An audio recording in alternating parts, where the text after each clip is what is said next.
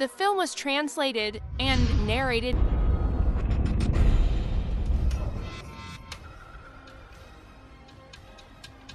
Hắn thật sự dám đến, tự tìm đường nộp mạng. Đồ nhà quê hôi hám, lại thật sự dám đến. Giữa trời đất này chưa có nơi nào Lâm Dương ta không dám đến.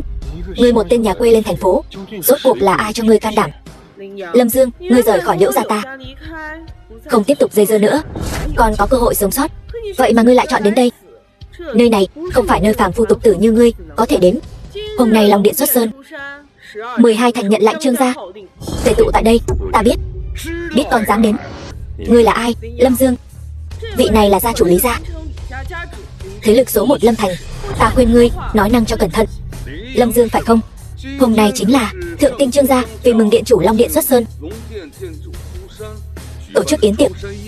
Loại yến tiệc này, người không có gia thế, người không có quyền thế, kẻ không có thân phận tôn quý không được vào. Lũ sâu bọ còn con liên hợp lại với nhau cũng dám mạnh miệng, dám xưng hổ huyệt. Chính là các ngươi 12 năm trước dựa vào hôn ước huyết khế mà phất lên. Hôm nay tự hôn ắt sẽ bị trời phạt. Bớt ở đây yêu ngôn hoặc chúng. Lâm Dương, giờ là thời đại nào rồi? Ta thật nên cho ngươi 2 đồng để ngươi đi xe buýt xem thành phố này đã phát triển thành cái dạng gì rồi. Trời phạt gì chứ? Nếu có thiên khiển cứ nhằm vào ta đây.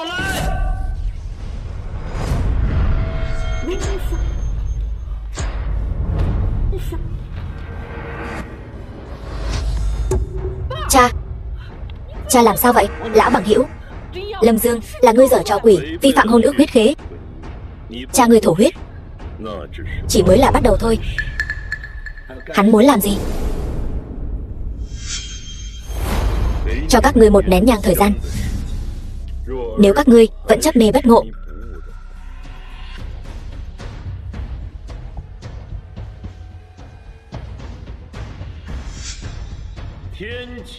thiên khiển giáng xuống, trời đất không dung.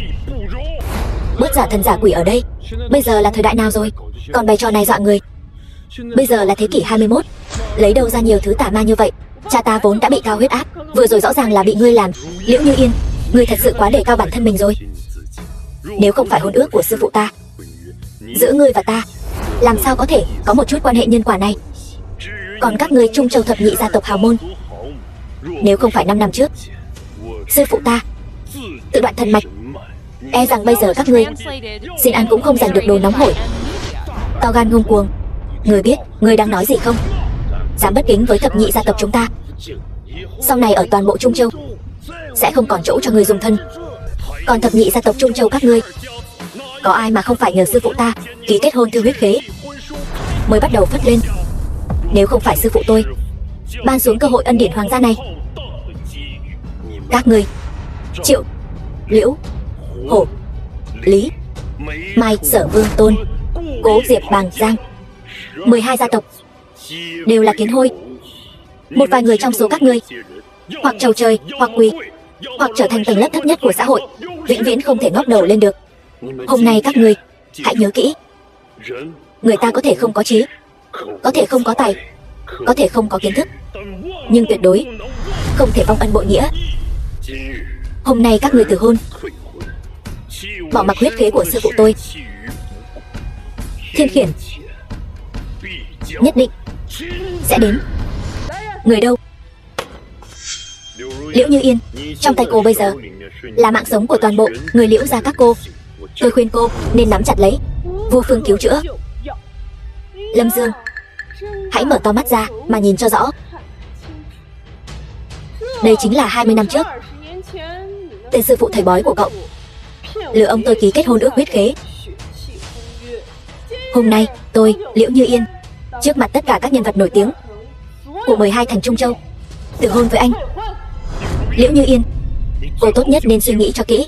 Tôi không cần suy nghĩ, tôi muốn xem thử mệnh trời này có thể làm gì được Liễu gia tôi.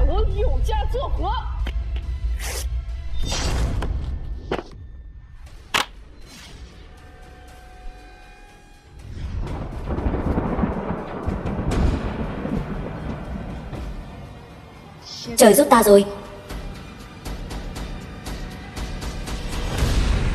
Dừng tay. The film was translated and narrated by M Media. Hôn sự này không thể từ bỏ.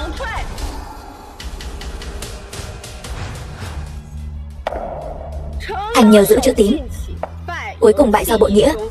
Một niệm sinh thì vạn thế vinh quang, một niệm diệt thì 12 thành diệt vong. Các người có biết anh ta là ai không?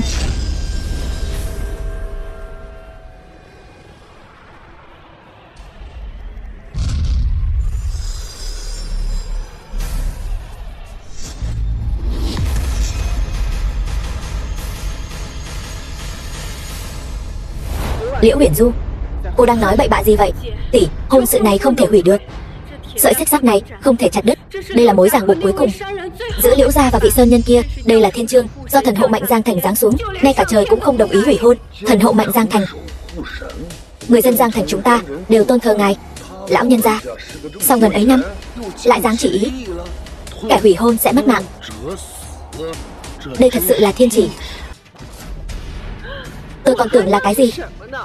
Không phải chỉ là cô không biết từ đâu kiếm được một cuộn trục rách nát như thế này.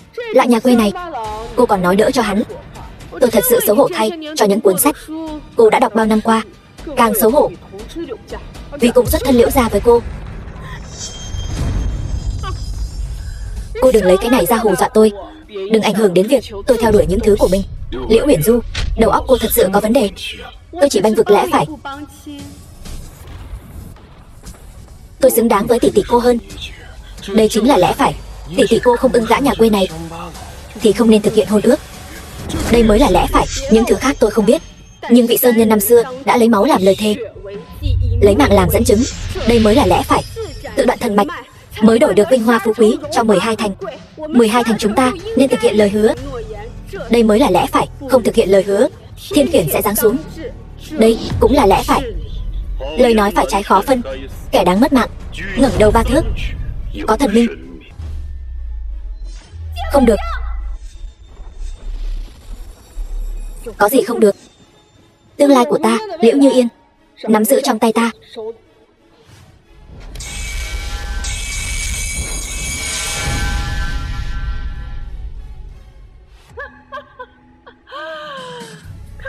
Xem thử thiên khiển nào ở đâu ra. Chẳng lẽ lời tiên tri này thật sự là giả sao? Gieo gió gặt bão, thời điểm chưa tới. 3 hơi thở sau, thiên khiển sẽ giáng xuống.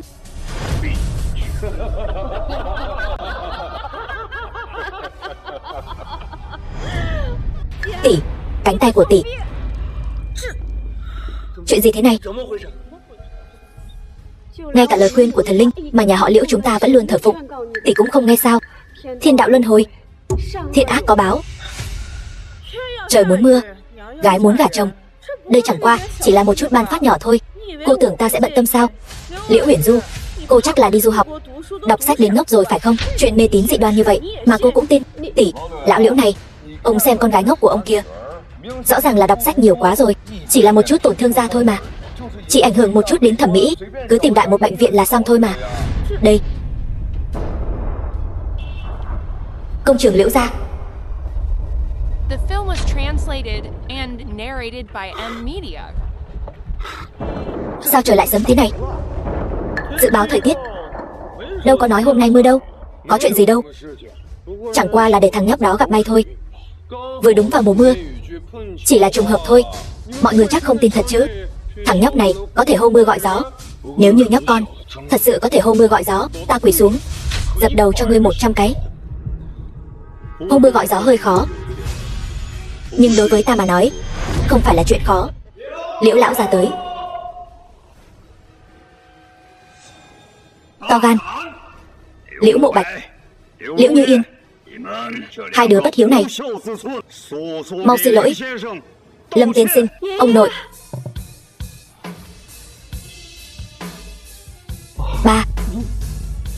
Ba tỉnh rồi. Ta không đến.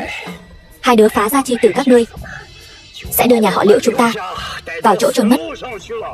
Ông nội, ông đang nói cái gì vậy? Phải đó, cha. Ý cha là sao? Ý gì? Ngươi nói gì vậy? Ai cho các ngươi lá gan này, dám trái lời hôn ước huyết khế? Các người có biết hay không, trái lời hôn ước huyết khế có nghĩa là gì? Có nghĩa là nhất định sẽ bị trời phạt. Cha, cái hôn ước huyết khế gì đó đều là lão thần côn năm xưa, lừa người. Vâng, ông nội, đó đều là lừa người. Làm gì có huyết khế nào, làm gì có thiên phạt nào. Liễu lão gia, nếu tôi nhớ không lầm thì 10 năm trước ngài đã trở thành người thực vật. Liễu gia tìm kiếm danh y khắp nơi nhưng không có kết quả, mà hôm nay ngài lại tỉnh lại. Điều này nói lên điều gì? Nói lên việc hủy hôn ước này không chỉ không bị trời phạt mà còn xảy ra kỳ tích. Đúng vậy, Liễu lão gia hôn mê bao nhiêu năm, vừa mới hủy hôn ước liền lập tức tỉnh lại. Đây quả thật là một kỳ tích. Lập tức ngay bây giờ quỳ xuống xin lỗi. Lâm tiên sinh, có lẽ con có thể cho Liễu gia chúng ta một con đường sống. Bảo con quỳ xuống xin lỗi hắn ta. Chuyện này tuyệt đối không thể. Hắn ta chỉ là một tên thần côn, là một tên lừa đảo bịp bợm. Ta, Liễu Như Yên, tuyệt đối không cúi đầu trước một tên lừa đảo. Đồ cháu bất hiếu, ngay cả lời của ta cũng không nghe. Mau quỳ xuống cho ta. Cha đừng làm loạn nữa được không? Tên tiểu tử này chỉ là một tên lừa đảo bịp bợm. Tất cả những hành vi hiểm ác của hắn, tất cả mọi người ở đây đều tận mắt chứng kiến. Cha có làm loạn thế nào đi nữa thì đen cũng không thành trắng. Ta làm loạn sao? Đồ nghịch tử, người nhất định phải đòi mạng lão phu mới được sao? Ông nội, còn nể mặt huyết thống giữa con và ông mà gọi ông một tiếng ông nội. Nhưng nếu ông còn dám lộng hành như thế nữa, con không ngại cho người mời ông ra ngoài. Người dám? Con có gì không dám. Ông vì một tên lừa đảo như vậy mà lại động thủ với cháu gái ruột. Biết trước thế này, thà rằng cứ để ông nằm liệt giường cho rồi. Con nhân quả báo ứng gì đó, huyết khế thiên khiển, cứ đến hết đi. Ta, Liễu Như Yên, không sợ.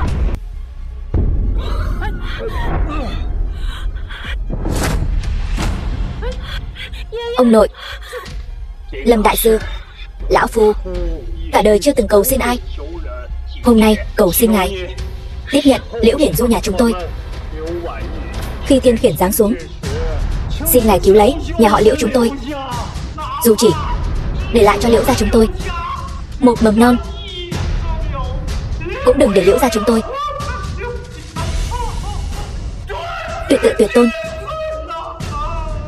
Sư phụ tôi đã nói, trời gây họa còn có thể tha thứ, người gây họa không thể dung thứ.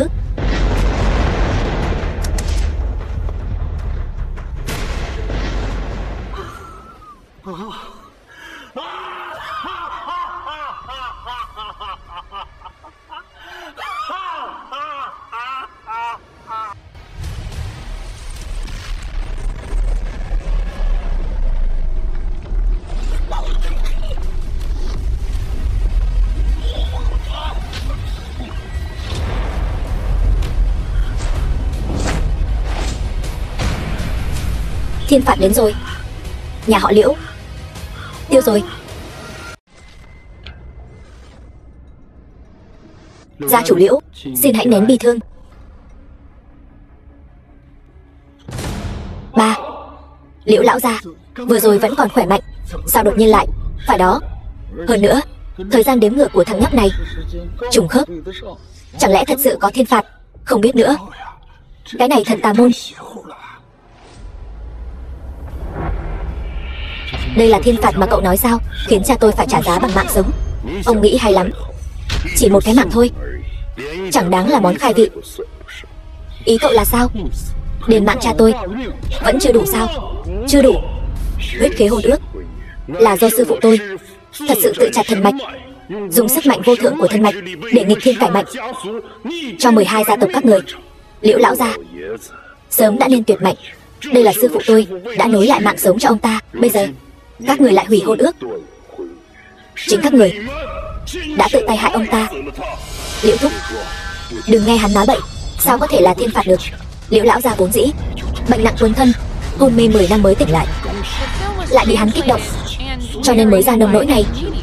Cha, con cũng nghĩ vậy. Ông nội vốn đã yếu, thêm vào đó lại bị cái thứ thiên phạt này dọa cho nên mới bất ức, đột nhiên nôn ra máu mà mất mạng. Tuyệt đối không thể là thiên phạt gì đó. Liễu Như Yên, sự cố chấp của cô sẽ hại nhiều người hơn, mê tín sẽ hại nhiều người mất mạng hơn. 30 giây Cậu giả vờ nghiện rồi hả? Lâm Dương, cậu thật sự nghĩ có thể hù dọa được chúng tôi, phải không?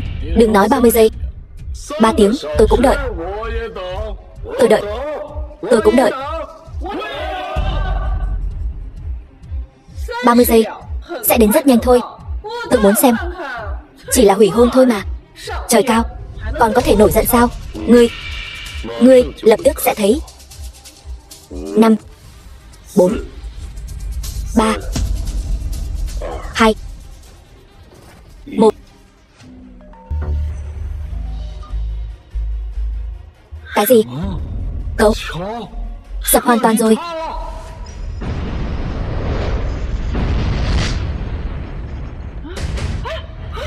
Ba. Dự án cầu vượt biển tiêu rồi. Ba, nhà họ Liễu chúng ta cũng tiêu rồi. Ba, sao rồi? Như Yên, cầu Vân Hải sập rồi. Dự án này gần như đã đầu tư toàn bộ vốn liếng của nhà họ Liễu, giờ tiêu rồi. Trời ơi, dự án cầu vượt biển của nhà họ Liễu vậy mà sập rồi. Đây là dự án trăm tỷ đó. Nhà họ Liễu tiêu rồi. Dự án trăm tỷ như vậy, chỉ riêng tiền nhà họ Liễu ứng trước cũng đã lên đến hàng chục tỷ. Bây giờ tất cả đều hóa thành cho bụi. Điều này còn chưa tính đến sự thất bại của dự án, phải gánh chịu trách nhiệm pháp lý. Với dự án lớn cấp độ này, một khi thất bại, tất cả mọi người trong nhà họ Liễu đều sẽ gặp đại họa. Đúng vậy. Chẳng lẽ nhà họ Liễu chúng ta bị trời phạt sao? Cha, cuộc hôn nhân này thật không nên hủy bỏ. Alo, có chuyện gì? Đang bận đây, Lý Tổng, không ổn rồi. Kho hậu cần của chúng ta bị cháy rồi. Cái gì bị cháy? Kho nào vậy? Tất cả các kho đều bị cháy. Cái gì? Tất cả các kho đều bị cháy rồi.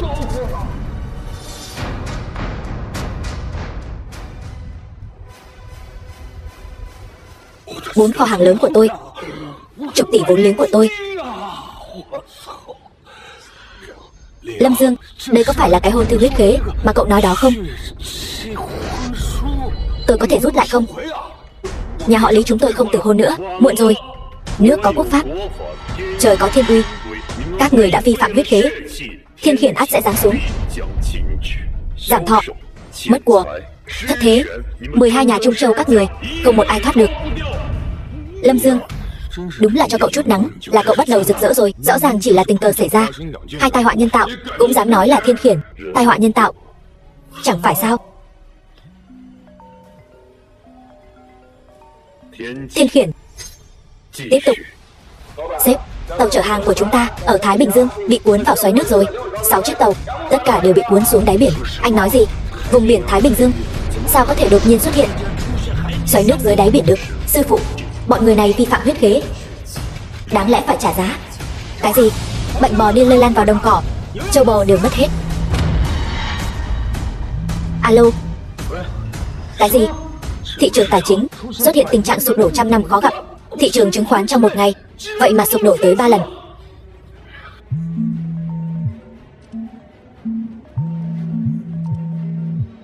Cái này. Cái gì? Đang bận đây.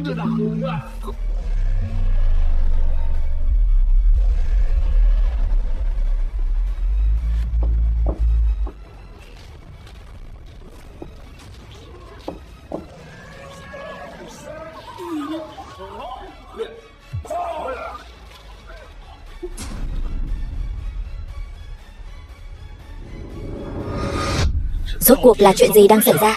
Chuyện gì? Bọn ngươi không tin thiên mệnh, thần minh khó dung thứ.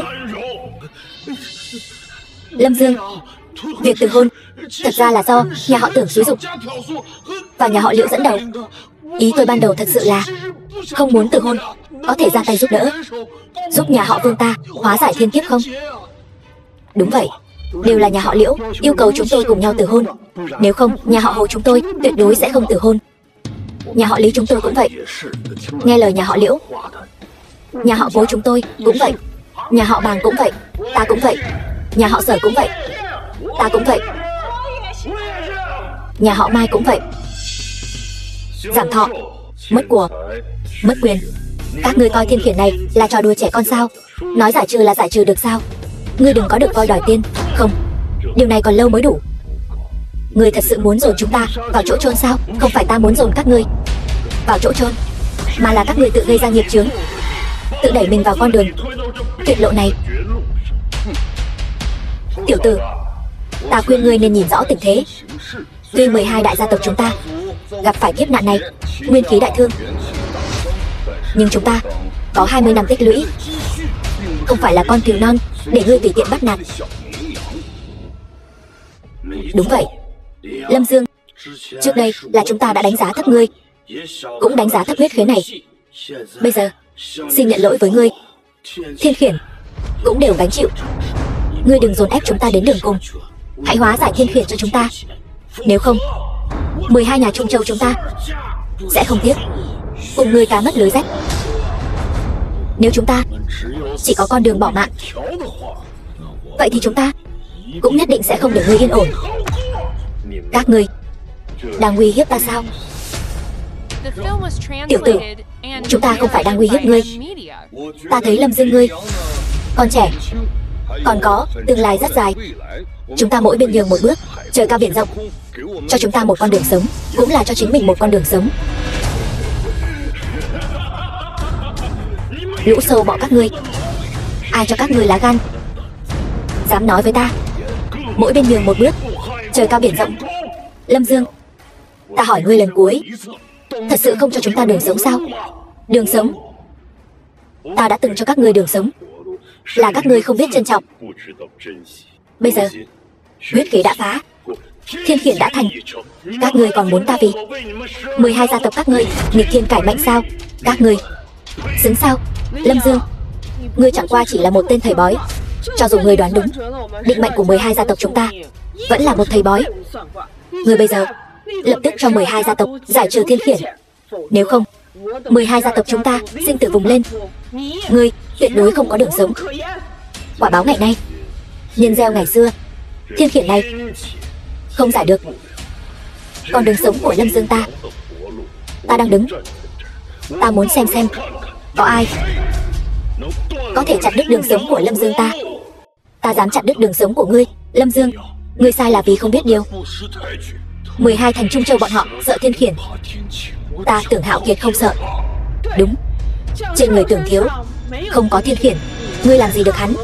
Trên người hắn có thiên khiển hay không, ta không biết, nhưng trên đầu hắn bốc khói đen. Ta thấy hắn sắp trầu trời rồi. Tìm chỗ nào mát mẻ mà ở đi.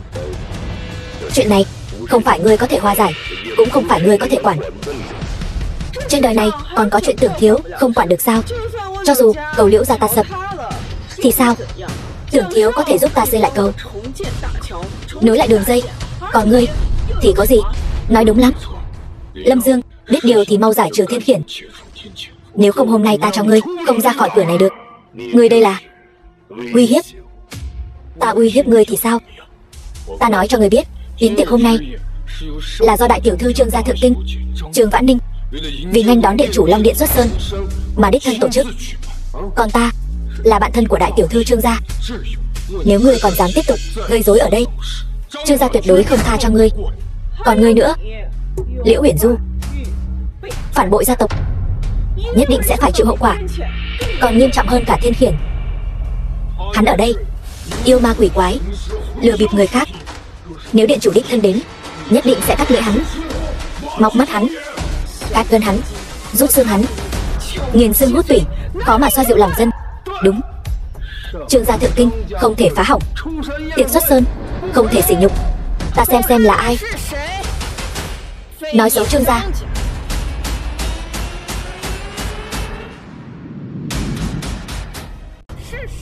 Là ai dám ở đây nói xấu Trương gia ta, nói xấu người đàn ông của Trương Vãn Ninh ta?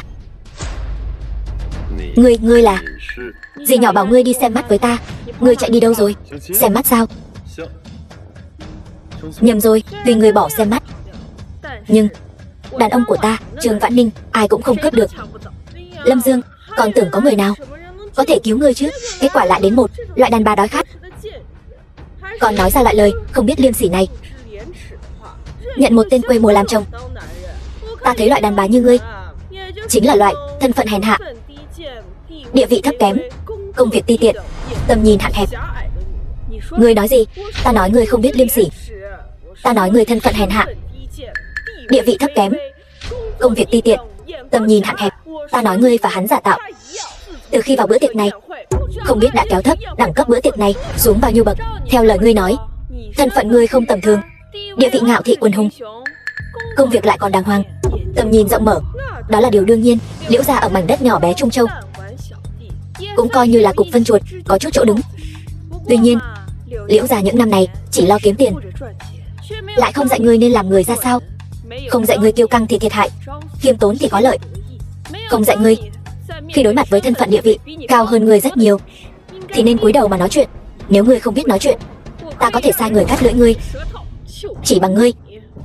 Ngươi nhìn bề ngoài ra dáng người ăn mặc chỉnh tề đoan trang, nhưng trên thế giới này, thứ một người phụ nữ cần chưa bao giờ là dung nhan dễ tàn phai, mà là một quyền lực, một chỗ dựa, một người có thể đối mặt với sự xô đẩy của dòng thời đại, một người đàn ông thẳng lưng, có quyền có thế. Ý ngươi là hắn chính là người đàn ông đó. Ngươi thấy hắn thế nào? Dung mạo tầm thường, xấu như lợn. Dung mạo chỉ là bề ngoài, quyền thế mới là lớp áo khoác thật sự của đàn ông. Dựa vào việc Tưởng Hạo Kiệt ta là nam nhân của Trương đại tiểu thư thượng kinh, hôm nay nhà họ Trương mở tiệc, ta có thể đè bẹp ngươi trăm lần. Sao ta lại không biết cô ấy còn có nam nhân như ngươi? Ngươi là cái thá gì mà cũng xứng biết chuyện của Trương đại tiểu thư? Ta thấy ánh mắt chọn đàn ông của ngươi, cho dù ở thượng kinh nhà họ Trương, cũng chỉ là đồ bỏ đi. Ta đoán ngươi chỉ là tên tiểu tốt được phái đến từ thượng kinh nhà họ Trương. Không ngại nói cho ngươi biết, Tưởng gia ta ở thượng kinh chính là người được sủng ái trước mặt Trương gia. Ta khuyên ngươi đừng nên xen vào việc của người khác, nếu không đợi đến khi Trương đại tiểu thư trách tội xuống, ta e là ngươi không gánh nổi đâu. Vậy sao? Ta sợ quá đi. Bây giờ sợ còn kịp. Cút ra ngoài ngay. Ngươi dám đánh ta? Đánh thì đã đánh, chẳng lẽ còn phải chọn ngày sao? Ngươi dám đánh Tưởng thiếu gia, ngươi chán sống rồi, có người không? Ta xem ai dám động thủ. Tiểu thư nhà ta chính là người phụ trách bữa tiệc này, Trương Vãn Ninh, đại tiểu thư của Trương gia thượng kinh. Cái gì? Cô ta là đại tiểu thư Trương gia? Người đứng đầu tập đoàn Vạn Tỷ, thật hay giả vậy? Cô ta lại là Trương Vãn Ninh sao? Không thể nào, cô ta tuyệt đối không thể là Trương Vãn Ninh. Lâm Dương, bây giờ cậu giỏi lắm nhỉ? Cậu dám thuê diễn viên sao? Lại còn dám mạo danh đại tiểu thư Trương gia? Sao không nói gì? Cậu tưởng cậu không nói gì thì chuyện hôm nay coi như xong sao? Tôi nói cho cậu biết, hôm nay cậu tiêu đời rồi. Yến tiệc hôm nay là yến tiệc Long Vương xuất sơn. Long ngẩng đầu, há có thể dung thứ cho lũ tiểu nhân các ngươi ở đây hồ đồ tác quái. Các ngươi cứ đợi đấy.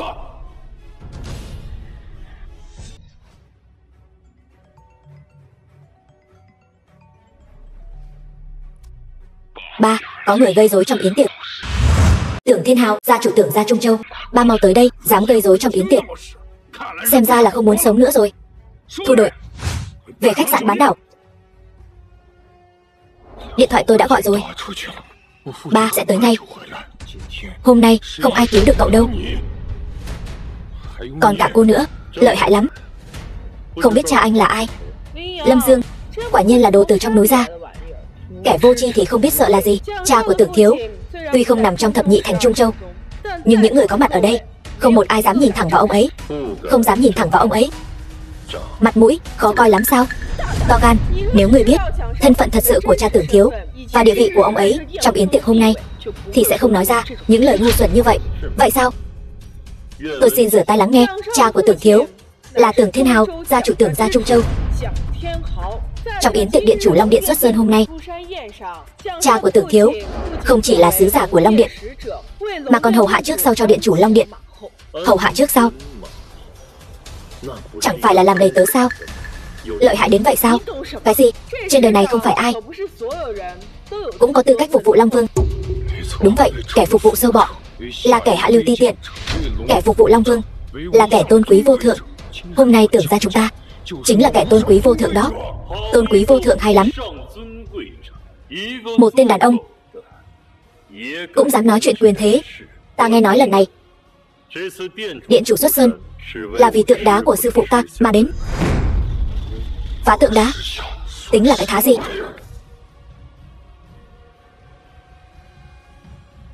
Tưởng Hạo Kiệt, không được đụng vào. Đây không phải là một pho tượng đá bình thường. Đây là sư phụ của Lâm Dương, là thánh vật. Thánh vật? Hai người các ngươi đến giờ vẫn còn ở đó nói nhăng nói cuội. Hôm nay ta sẽ đập nát pho tượng của tên thần côn này, vạch trần bộ mặt giả dối của các ngươi. Tưởng Hạo Kiệt, ngươi chán sống.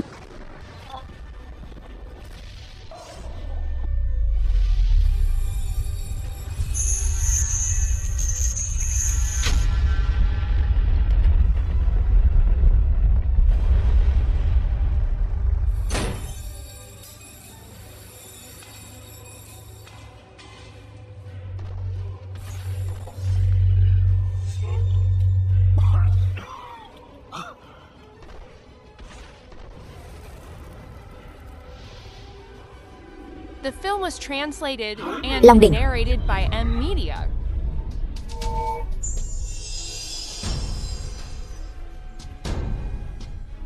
Sư phụ, không ngờ người lại để thần Long đỉnh ở chỗ này. Xem ra người đã tính toán từ trước 12 gia tộc sẽ tự hôn. To gan, ai dám động đến Tỏa Long tượng? Cha, cuối cùng cha cũng đến rồi. Cút, tôi đi sân bay chuẩn bị nghi thức đón tiếp. Giao hậu phương cho con quản lý. Còn lại quản lý kiểu này sao? Tỏa Long tượng vậy mà bị đập vỡ rồi. Cha, hòn đá nát này chẳng phải là do sư phụ tên nhà quê đó sao? Sao lại biến thành Long đỉnh rồi? Sư phụ, đây đâu còn là pho tượng của tên thầy bói đó nữa. Sau đó được đích thân đế vương tu sửa. Bên trong cất giấu Long đỉnh, tượng đá chấn thần mạch. Đế vương tàng Long đỉnh, đây chính là Tỏa Long tượng. Được đế vương đích thân tu sửa, quả thật xứng đáng gọi là Tỏa Long tượng.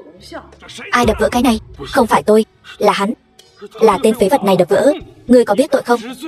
Biết tội? Mắt nào của ngươi thấy ta đập vỡ? Câm miệng. Ngươi mau bỏ lại đây, quỳ trước mặt ta. Ta có thể tha thứ cho ngươi. Nếu không, hôm nay ngươi sẽ không có kết cục tốt đẹp đâu. Nói nhảm, rõ ràng không phải Lâm Dương đập vỡ. Các ngươi đổi trắng thay đen. Cho dù ta đổi trắng thay đen thì ngươi làm gì được ta? Trật tự hội trường này vốn là do Tưởng gia ta quy định. Hôm nay ta nói ai đập vỡ, chính là kẻ đó đập vỡ. Các ngươi nói xem, Tỏa Long tượng này là do ai đập vỡ? Lâm Dương. Các ngươi, đây là cái gì? Đây là cường quyền, là tên nhà quê ngươi. Dù có đạo hạnh cao thâm, bỏ cả đời cũng không có được thứ này. Cường quyền hay lắm. Ta thấy ngươi chưa bao giờ biết thế nào mới là cường quyền thực sự. Cường quyền nên lấy từ dân, dùng cho dân. Nói nhảm nhiều thế làm gì? Còn không mau quỳ xuống. Nghe thấy không, Lâm Dương, mau quỳ xuống. Tỏa Long tượng này ta tận mắt thấy, chính là ngươi đập vỡ. Ngươi, Lâm Dương, đừng chối cãi nữa. Mau quỳ xuống, quỳ xuống.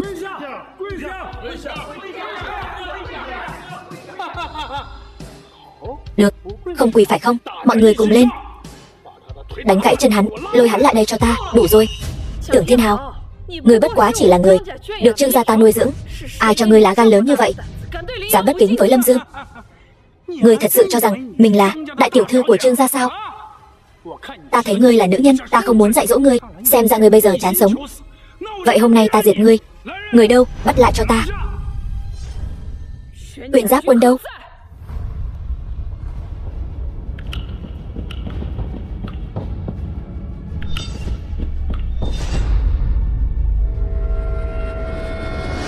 Tìm đâu ra đám diễn viên này vậy? Chuẩn bị cũng khá đầy đủ đấy. Còn tiện nhân, hôm nay ta sẽ cho người biết, ở Trung Châu, Tưởng gia ta chính là trời. Duy chỉ có người thượng kinh mới đáng để ta cúi đầu. Vỏn vẹn vài diễn viên, ta còn chẳng để vào mắt. Còn câm miệng. Đây đúng là lệnh bài của Trương gia thượng kinh. Cô ấy thật sự là đại tiểu thư Trương gia, Trương Vãn Ninh. Cha già lú lẫn rồi. Còn câm miệng cho ta. Đại tiểu thư, tôi không biết ngài đích thân đến. Xin ngài hãy tha cho con trai tôi. Tôi xin thay con trai chuộc tội. Ngươi nên quỳ không phải là ta, mà là hắn. Hắn? Sao cơ? Hắn là nam nhân Trương Vãn Ninh ta coi trọng. Không đáng để ngươi ngưỡng mộ sao? Đáng. Xin lỗi. Cô gái này thú vị đấy. Ta thích. Trang người. Thì ra ngươi là con trai của Tưởng Thiên Hào. Ta còn tưởng ngươi gọi được ai tới chứ. Hóa ra chỉ là một tên đầy tớ. Ngươi, đừng ngươi nữa. Qua đây. Không qua phải không? Được, vậy ta qua đó. Ngươi muốn làm gì? Ta muốn làm gì? Lát nữa ngươi sẽ biết. Người đâu? Bắt hắn lại cho ta.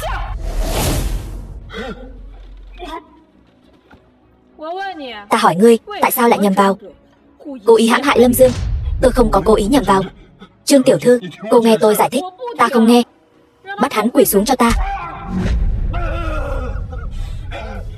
Còn tiện nhân, ngươi dám bẻ gãy chân ta. Ngươi mắng ta cái gì? Còn tiện nhân, con câm miệng cho ta. Đồ nghịch tử. Muộn rồi. Đại hạ, tứ vực, bát hoang thập bát quận, chưa có ai dám mắng Trương Vãn Ninh ta. Kể cả hoàng tộc Thượng Kinh cũng chưa từng. Mà hôm nay, ở cái Trung Châu nhỏ bé này, ta lại gặp phải. Thật thú vị. Trương đại tiểu thư, xin cô hãy tha cho con trai tôi. Cút. Kéo tên này xuống. Về đi.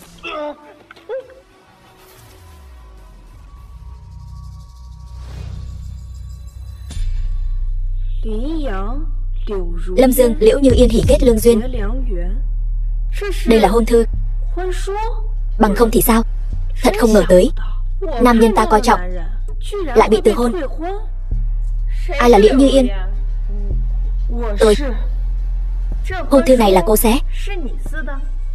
Là tôi xé. Cô muốn tự hôn với Lâm Dương. Ta hỏi ngươi đó. Phải. Ngươi là cái thứ gì? Cũng xứng đề cập chuyện từ hôn với Lâm Dương.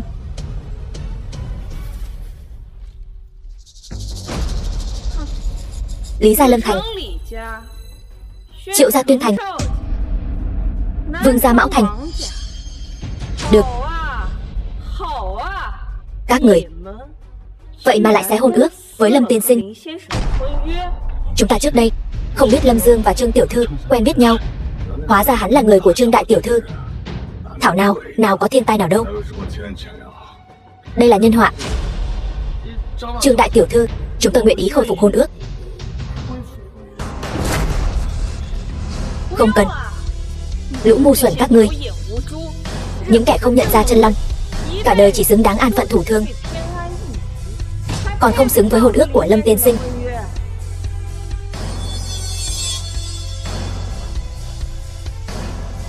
Lâm Dương, nếu các nhà đều đã từ hôn với ngươi, khách quý tặng lễ, trời giáng tường thụy. Dâng lễ.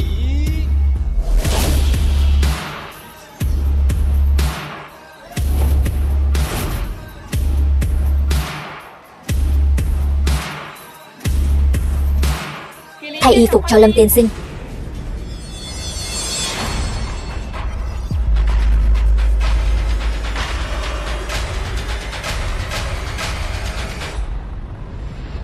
Hôm nay, ta Trương Vãn Ninh, đích nữ Trương gia Thượng Kinh, gả cho Lâm tiên sinh. Luôn bên cạnh Lâm tiên sinh. Nàng muốn gả cho ta. Đúng, ta gả cho chàng. Ta, với tư cách là đích nữ Trương gia Thượng Kinh, có gia thế hiển hách, quyền lực tối cao. Chỉ cần chàng bằng lòng cưới ta, chàng có thể bình bộ Thanh Vân, một bước trở thành người đứng trên vạn người ở Long Quốc. Đến lúc đó, những người này chàng có thể tùy ý xử trí. Muốn họ sống thì sống, muốn họ trầu chơi thì trầu chơi.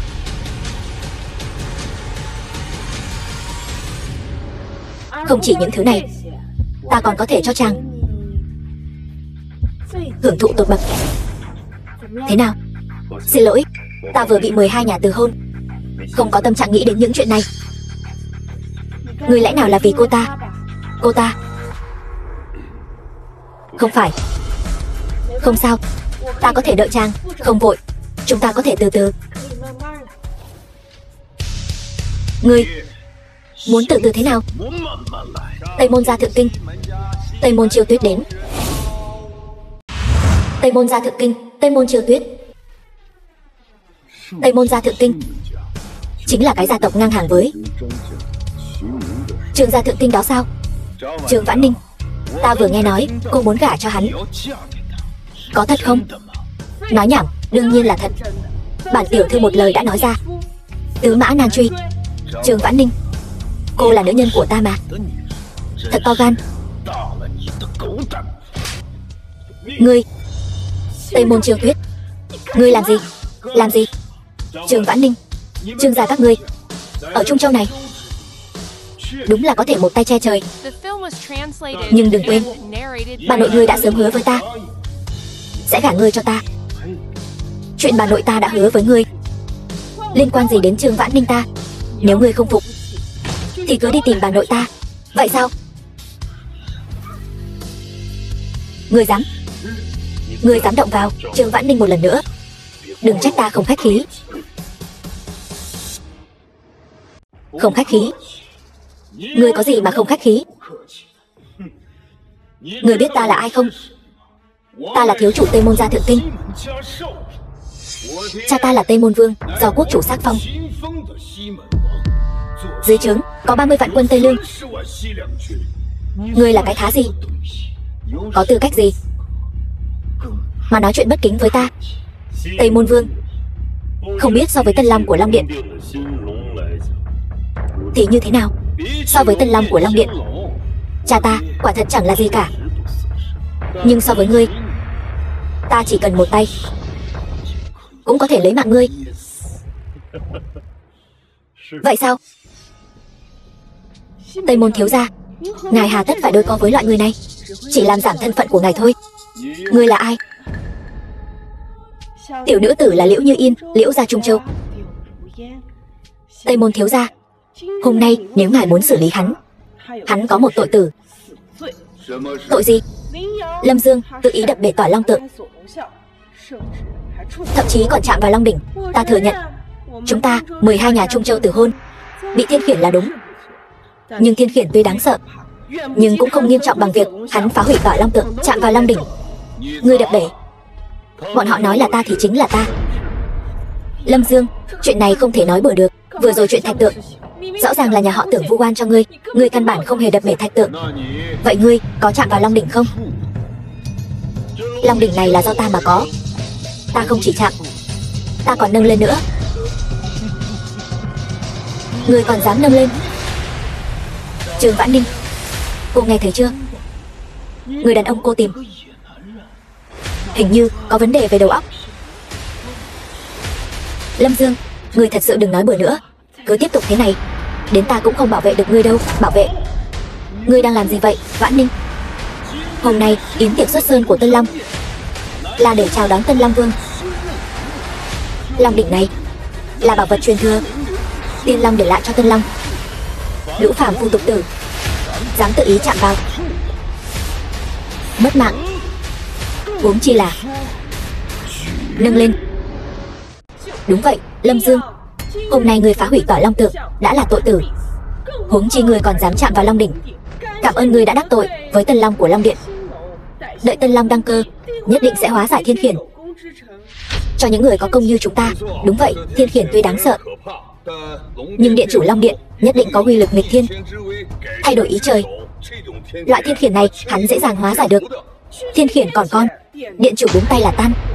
Ý các ngươi là Điện chủ Long Điện sẽ giúp các ngươi hóa giải Thiên Khiển này?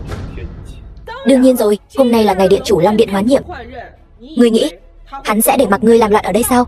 Tây Môn thiếu gia, xin hãy dẫn đầu 12 thành đòi lại công đạo cho Điện chủ Long Điện. Yên tâm, ta Tây Môn Chiêu Tuyết sẽ ra tay. Nghe thấy chưa, Lâm Dương? Có lẽ ngươi tự cho mình là hơn người, nhưng trước quyền thế tuyệt đối, ngươi chỉ là một con kiến hôi. Sao ngươi biết ta chỉ là một con kiến hôi? Ngươi lại lấy gì chứng minh ta không phải chủ nhân của Long Đỉnh này? Trương Vãn Ninh, ngươi nghe thấy rồi chứ? Hắn lại dám nói hắn là chủ nhân của Long Đỉnh này. Ngươi đây là đẩy Trương gia vào hố lửa đó. Một câu nói đơn giản của hắn như vậy sẽ mang đến hậu quả gì cho Trương gia? Lâm Dương, ngươi có thể đừng nói bậy nữa không? Ta không nói bậy, đủ rồi, ta đã chọn ngươi Cho nên, lúc ngươi gặp nguy nan, ta nguyện ý ra mặt cứu giúp. Khi ngươi bị người ta chèn ép, ta cũng nguyện ý đứng ra. Đó là bởi vì ta đã chọn ngươi, thích ngươi, thì nên mãi mãi đứng sau lưng ngươi. Vậy thì sao? Nhưng chủ nhân của Long đỉnh này là điện chủ Long Điện, quốc gia coi trọng, thiên giáng kỳ lân bất khả nhục. Chúng ta vẫn nên nhanh chóng rời đi thôi, nhân lúc người của Long Điện còn chưa tới. Đi. Một khi đi rồi, e rằng không kịp nữa rồi. Đến đây một chuyến thì dễ, đi một chuyến thì khó. Người đâu? Đóng cửa lớn lại. Đóng cửa đánh cún. Để điện chủ Long Điện xem thử. Kẻ này ngông cuồng đến mức nào. Vừa rồi để ngươi đi ngươi không đi, bây giờ thì hay rồi, bọn họ đóng cửa hết rồi. Không vội. Tây Môn Chiêu Tuyết, ngươi mở cửa cho ta. Ngươi cứ vội vàng bảo vệ hắn như vậy sao? Lâm Dương là người ta để ý. Cho dù hôm nay hắn thật sự vô tình làm hỏng Tỏa Long Tượng, ta cũng nhất định sẽ bảo vệ hắn an toàn. Ngươi nằm mơ. Làm hỏng Tỏa Long Tượng chính là tội tử. Đây là điều mà cả thiên hạ đều biết. Cho dù ngươi là đại tiểu thư Trương gia, cũng không thể làm điều trái lẽ phải. Hay cho một câu làm điều trái lẽ phải. Các ngươi Trung Châu thập nhị gia vi phạm hôn ước trước, bây giờ lại muốn lấy cái này để đẩy hắn vào chỗ chôn. Không phải thập nhị thành chúng ta muốn chèn ép hắn, mà là thiên đạo, mà là hoàng uy, mà là khắp thiên hạ. Tất cả những người đã từng chịu ân huệ của Long Điện, những người sùng bái Long Điện, muốn chèn ép hắn. Ngươi, Trường Vãn Ninh, ngươi thấy chưa? Hắn đã phạm phải chống nộ. Sự việc đến nước này, ngươi muốn đứng về phía nào? Ngươi vẫn chưa hiểu sao? Ngươi nghĩ nhiều rồi. Ta Trường Vãn Ninh không phải loại người đó. Ta đã nói muốn bảo vệ Lâm Dương an toàn thì nhất định sẽ làm. Bất kể các ngươi có bao nhiêu người, Lâm Dương hắn không hề chạm vào, chính là không hề chạm vào. Đại tiểu thư Trương gia, bây giờ là lúc nào rồi? Tôn nghiêm, cái gì cũng không còn quan trọng nữa sao? Lâm Dương mới vừa xuống núi, ngươi và hắn cũng mới quen biết thôi. Thật sự muốn vì một đoạn tình duyên thoáng qua mà hủy hoại cả Trương gia sao? Ta cho ngươi cơ hội cuối cùng. Bây giờ lập tức đoạn tuyệt quan hệ với hắn. Đợi lát nữa điện chủ Long Điện đến, ta còn có thể nói giúp ngươi. Hắn không có làm hỏng Tỏa Long Tượng. Vừa rồi là Tượng Hạo Kiệt vu oan. Tây Môn Chiêu Tuyết, ngươi đừng nói bậy. Chưa động vào, ai chứng minh được? Tôi chứng minh. Chị nói bậy bạ gì đó? Cầm miệng. Tôi chứng minh hắn ta đã chạm vào. Ngươi ăn nói hàm hồ. Hàm hồ. Có mặt ở đây, không chỉ mình Liễu Như Yên ta có thể chứng minh. Không phải sao? Ngươi tưởng mọi người đều giống ngươi sao? Ngụy biện, đảo lộn trắng đen sao? Tôi chứng minh. Cái gì? Lâm Dương vừa rồi đã đập phá Tỏa Long Tượng cao quý, tội đáng chu di. Vừa rồi các ngươi chẳng phải nói đây là pho tượng thần bị vỡ sao? Ta không biết. Ta chỉ biết ngươi vừa rồi đã động vào Tỏa Long Tượng do tiên nhân để lại, tội đáng chu di. Động vào Tỏa Long Tượng, tội đáng chu di. Không chỉ đáng chu di, mà còn đáng chu di cửu tục. Trương đại tiểu thư này bao che tội phạm, tội đáng đồng chu. Đồng chu. Đại thế Sở Khuynh, chúng vọng Sở Quy. Mắt ngươi mù rồi sao? Bỏ qua bổn thiếu gia ta đây. Dưới một người, trên vạn người, lại cứ muốn chọn tên phế vật này. Các ngươi dù sao cũng là thủ phủ của thập nhị thành Trung Châu, giờ lại đồng thời vu oan giá họa cho một người. Ai bảo hắn phạm vào trúng nộ? Bây giờ chỉ còn một cách duy nhất có thể cứu hắn. Cách gì? Chính là bảo hắn quỳ xuống xin lỗi bổn thiếu gia. Có lẽ bổn thiếu gia ta đây sẽ động lòng trắc ẩn, tha cho hắn một mạng. Ngươi nhất định là điên rồi. Ta thấy ngươi mới là kẻ điên, lại vì tên tiểu tử phế vật này mà để cả Trương gia bị liên lụy. Lâm Dương, đi với ta thôi. Lâm Dương, chúng ta đi thôi. Đi thôi, nhân lúc này rời khỏi, biết đâu còn có cơ hội. Không cần đi, ta xin lỗi ngươi. Cảm ơn ngươi đã bằng lòng cúi đầu vì ta, nhưng xin lỗi đám người này cũng vô nghĩa. Kẻ thức thời là Trang Tuấn Kiệt. Không sai. Đây chính là cách ta xin lỗi. Ngươi dám đánh ta sao? Dùng lời của Trương tiểu thư mà nói, ta đánh thì đã đánh rồi, còn lỡ lúc nào nữa? Tỏa Long Tượng chính là trấn áp bọn tiểu nhân các ngươi, chứ không phải trấn áp thiên kiêu như ta. Cho dù ta có phá hủy nó, thì sư phụ ta cũng sẽ không trách tội ta. Ngươi có biết ngươi đang nói gì không? Phá hủy Tỏa Long Tượng mà ngươi còn dám ngông cuồng như vậy? Ngươi đặt uy nghiêm của Long Điện ở đâu? Long Điện há là nơi ngươi có thể sỉ nhục? Xin lỗi nha, Liễu Như Yên, có lẽ ngươi không ngờ tới. Sư phụ ta, người mà các ngươi gọi là Trường Bạch Sơn đạo nhân, chính là điện chủ tiền nhiệm của Long Điện. Thập nhị thành các ngươi, lần này từ hôn là chuyện nhỏ, đón tiếp điện chủ Long Điện mới là chuyện thật. Còn ta, Lâm Dương, xuống núi từ hôn là chuyện nhỏ, kế nhiệm vị trí điện chủ Long Điện mới là chuyện thật. The film was translated and narrated by M Media. Điên rồi, thật sự điên rồi. Những lời điên rồ này mà ngươi cũng nói ra được. Ta thấy ngươi là bị 12 gia tộc đồng thời từ hôn, lại kiêu căng tự phụ, không chịu nổi đả kích, triệt để điên rồi sao? Hắn điên rồi, một tên bói toán rách nát, trung quy vẫn là phân lượng quá nhẹ, hơi sữa còn chưa khô. Người nhỏ lời nhẹ, châu chấu đá xe, kiến dùng cành lớn. Não có vấn đề, não có vấn đề lớn. Trường Vãn Ninh, vinh dự một đời của Trương gia đều sẽ bởi vì câu nói này của hắn, muốn kế thừa ngôi vị điện chủ Long Điện, mà sụp đổ tan tành. Lâm Dương, ngươi thật sự muốn đẩy ta vào hố lửa. Ngươi không tin ta. Ngươi nói sư phụ ngươi là tiền nhiệm Long Vương, ngươi nói ngươi là đương nhiệm Long Vương. Ngươi bảo ta làm sao tin ngươi đây? Muốn cho bọn họ tin ngươi cũng không phải là không có cách. Ngươi có biện pháp gì có thể vạch trần hắn, cũng để cho muội muội ngu ngốc của ta xem thử. Thế nào là quyền, thế nào là thế? Bị nhân bất tài. Trong tay vừa vặn có số điện thoại của tân nhiệm Long Vương.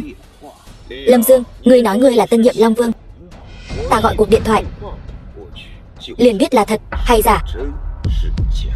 Đây chính là thực lực của Tây Môn gia thượng tinh sao? Tân Long Vương còn chưa lộ diện, hắn đã có số điện thoại riêng của Tân Long Vương. Tây Môn gia quả không hổ danh là rồng của thượng kinh. Triệu gia ta bái phục, Vương gia ta cũng bái phục. Khiêm tốn, ta vốn dĩ không muốn để lộ quan hệ này, nhưng có người chán sống muốn đâm đầu vào họng súng. Tiểu tử, hiện tại ngươi còn cơ hội cuối cùng, quỳ xuống cầu xin ta. Nếu không cuộc điện thoại này gọi qua, thế đất trời lòng đất lở, không còn cơ hội cứu vãn. Ngươi muốn gọi thì gọi, đâu ra lắm lời vô ích như vậy. Có điều ta muốn nhắc nhở ngươi một câu. Ngươi, Tây Môn Chiêu Tuyết, cuộc điện thoại này nếu gọi ra ngoài, rất có thể Tây Môn ra sau lưng ngươi liền diệt vong. Đến lúc đó đừng trách ta không nhắc nhở ngươi. Ngươi nói cái gì? Tây Môn gia ta sẽ long trời lở đất. Ngươi nói đùa kiểu gì vậy? Tây Môn gia ta thế nhưng là thế gia đỉnh cấp của thượng kinh. Ngươi thật sự cho rằng ngươi là tân nhiệm Long Vương của Long Điện sao? Lâm Dương, chúng ta cứ đến đây thôi, đừng cứng miệng nữa. Cứ tiếp tục như vậy, ngươi chịu thiệt chỉ có chúng ta. Không sao, ta sẽ ra tay. Ngươi sẽ ra tay? Ngươi lấy gì ra tay? Ngươi không xem ngươi là cái thá gì sao? Ngay cả một con sâu cái kiến cũng không bằng mà thôi. Ta niệm tình ngươi là người của Tây Môn thế gia, đã cho ngươi rất nhiều cơ hội, còn ngươi xem như gió thoảng bên tai, lần nữa chán sống. Ngươi có biết hành vi như vậy của ngươi rất có thể cho Tây Môn ra sau lưng ngươi mang đến tai họa diệt tộc. Ngươi thật to gan, dám nguyền rủa Tây Môn ra chúng ta. Đủ rồi, lui xuống. Ngươi thật ngốc nghếch, mạo danh Tân Long, dám cả gan trước mặt ta, Tây Môn Chiêu Tuyết, nói Tây Môn gia ta sắp gặp đại họa diệt môn. Ngươi có biết hay không, bây giờ dù là Trương gia cũng tuyệt đối không cứu được ngươi. Tây Môn thiếu gia, không phải như vậy. Lâm Dương không hề động đến Tỏa Long Tượng. Tây Môn thiếu gia, đừng phí lời với loại người này, mau bẩm báo với điện chủ Long Điện, có kẻ ở đây mạo danh ngài ấy. Đúng vậy, chúng ta ủng hộ tân điện chủ. Tân điện chủ mới có thể giúp chúng ta phá giải thiên khiển. Ủng hộ điện chủ. Tất cả im miệng cho ta. Ai còn dám đối phó với Lâm Dương, Trương gia ta sau này nhất định sẽ thanh toán với các ngươi, thanh toán từng tên một. Chư vị đừng hoảng, Tây Môn gia ta sẽ bảo đảm an toàn cho chư vị. Huống chi Tây Môn gia ta đằng sau chính là Long Điện. Trương gia dù mạnh, làm sao mạnh hơn Long Điện được? Đúng vậy, Trương gia dù mạnh cũng tuyệt đối không thể mạnh hơn Long Điện. Hôm nay chúng ta, các đại thế gia, vì uy nghiêm của Long Điện, xin nói ra sự thật, đứng ra làm chứng. Đối với Long Điện, chúng ta đều là những hộ đạo giả hết lòng trung thành. Ta, Liễu Như Yên, tin rằng Long Điện nhất định sẽ làm chủ cho chúng ta. Vị Tân Long sắc đăng cơ kia nhất định sẽ cho chúng ta một kết quả công bằng. Đúng vậy, Liễu gia ta cũng tin tưởng Long Điện sẽ làm chủ cho chúng ta. Lý gia chúng ta cũng kiên quyết tin tưởng. Triệu gia ta, còn có Vương gia ta Trương gia ta, Trung gia ta, Giang gia ta, Bàng gia The film ta, was Cố gia translated ta. and narrated by M Media. Hay cho một câu hết lòng trung thành. Các người các đại thế gia muốn làm cuốn của Long Điện đến vậy sao? Chẳng phải là vì nghĩ rằng Long Điện có thể cứu các ngươi khỏi vũng lầy nước sôi lửa bỏng hay sao? Rất tiếc, ta phải nói cho các ngươi biết, Long Điện không cứu được các ngươi đâu. Vị Tân Long kia cũng chẳng coi trọng các ngươi. Tây Môn Chiêu Tuyết, ngươi không phải muốn gọi điện cho vị Tân Long kia sao? Mau gọi đi, đừng có lề mề nữa. Được lắm. Ngươi đúng là chán sống. Lâm Dương, thiên đường có lối ngươi không đi, địa ngục không cửa ngươi lại xông vào. Vốn dĩ có Trương gia che chở, ngươi còn có cơ hội sống sót, nhưng ngươi lại không biết trân trọng, tự mình hại mình rồi.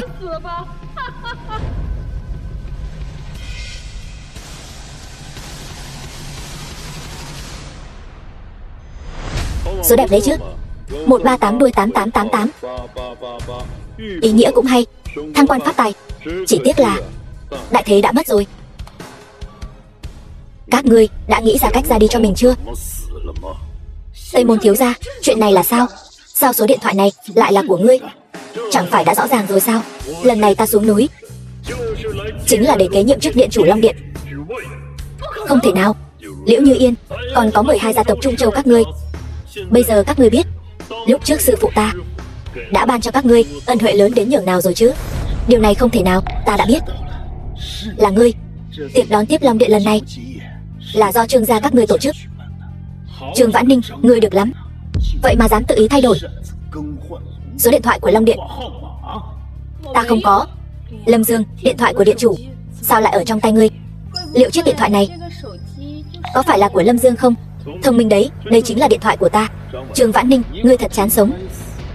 Ngươi dám đổi số điện thoại của điện chủ thành số của tên nhà quê này. Ngươi xong đời rồi, Trương gia cũng sắp gặp đại họa. Mau, mời vị Long Tước Chiến Thần đang tọa trấn Ngân Long Yến đến đây. Hôm nay ta muốn đôi gian phu này hối hận cả đời.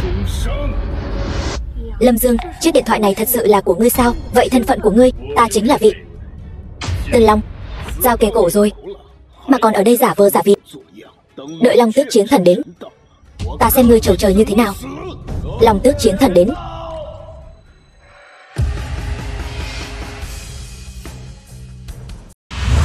Long Tước Chiến Thần.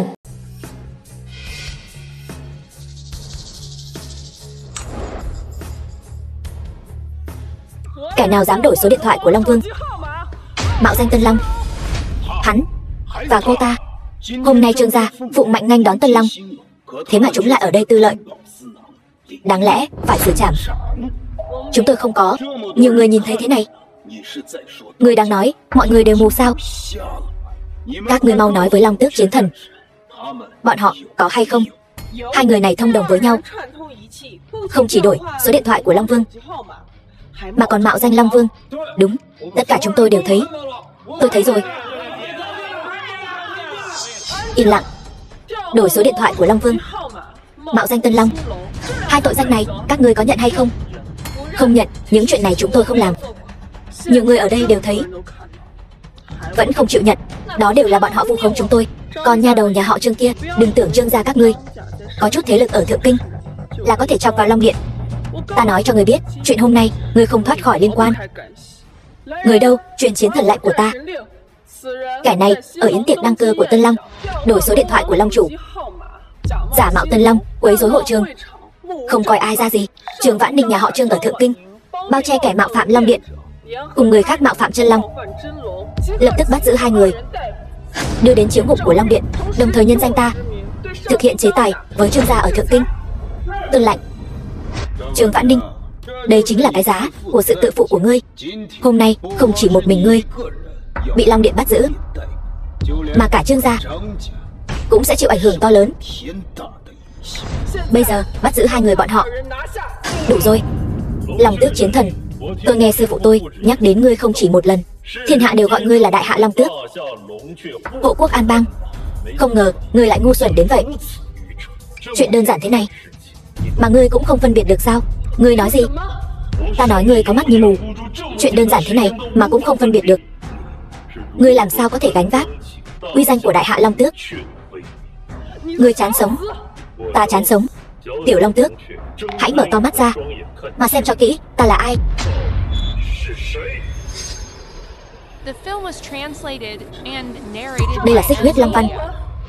Người rốt cuộc là ai? Xích Huyết Long Văn. Đây chính là Xích Huyết Long Văn trong truyền thuyết sao? Truyền thuyết kể rằng trên người mỗi đời Long Vương mới có Xích Huyết Long Văn. Hắn ta lại có thứ này. Sao có thể như vậy được?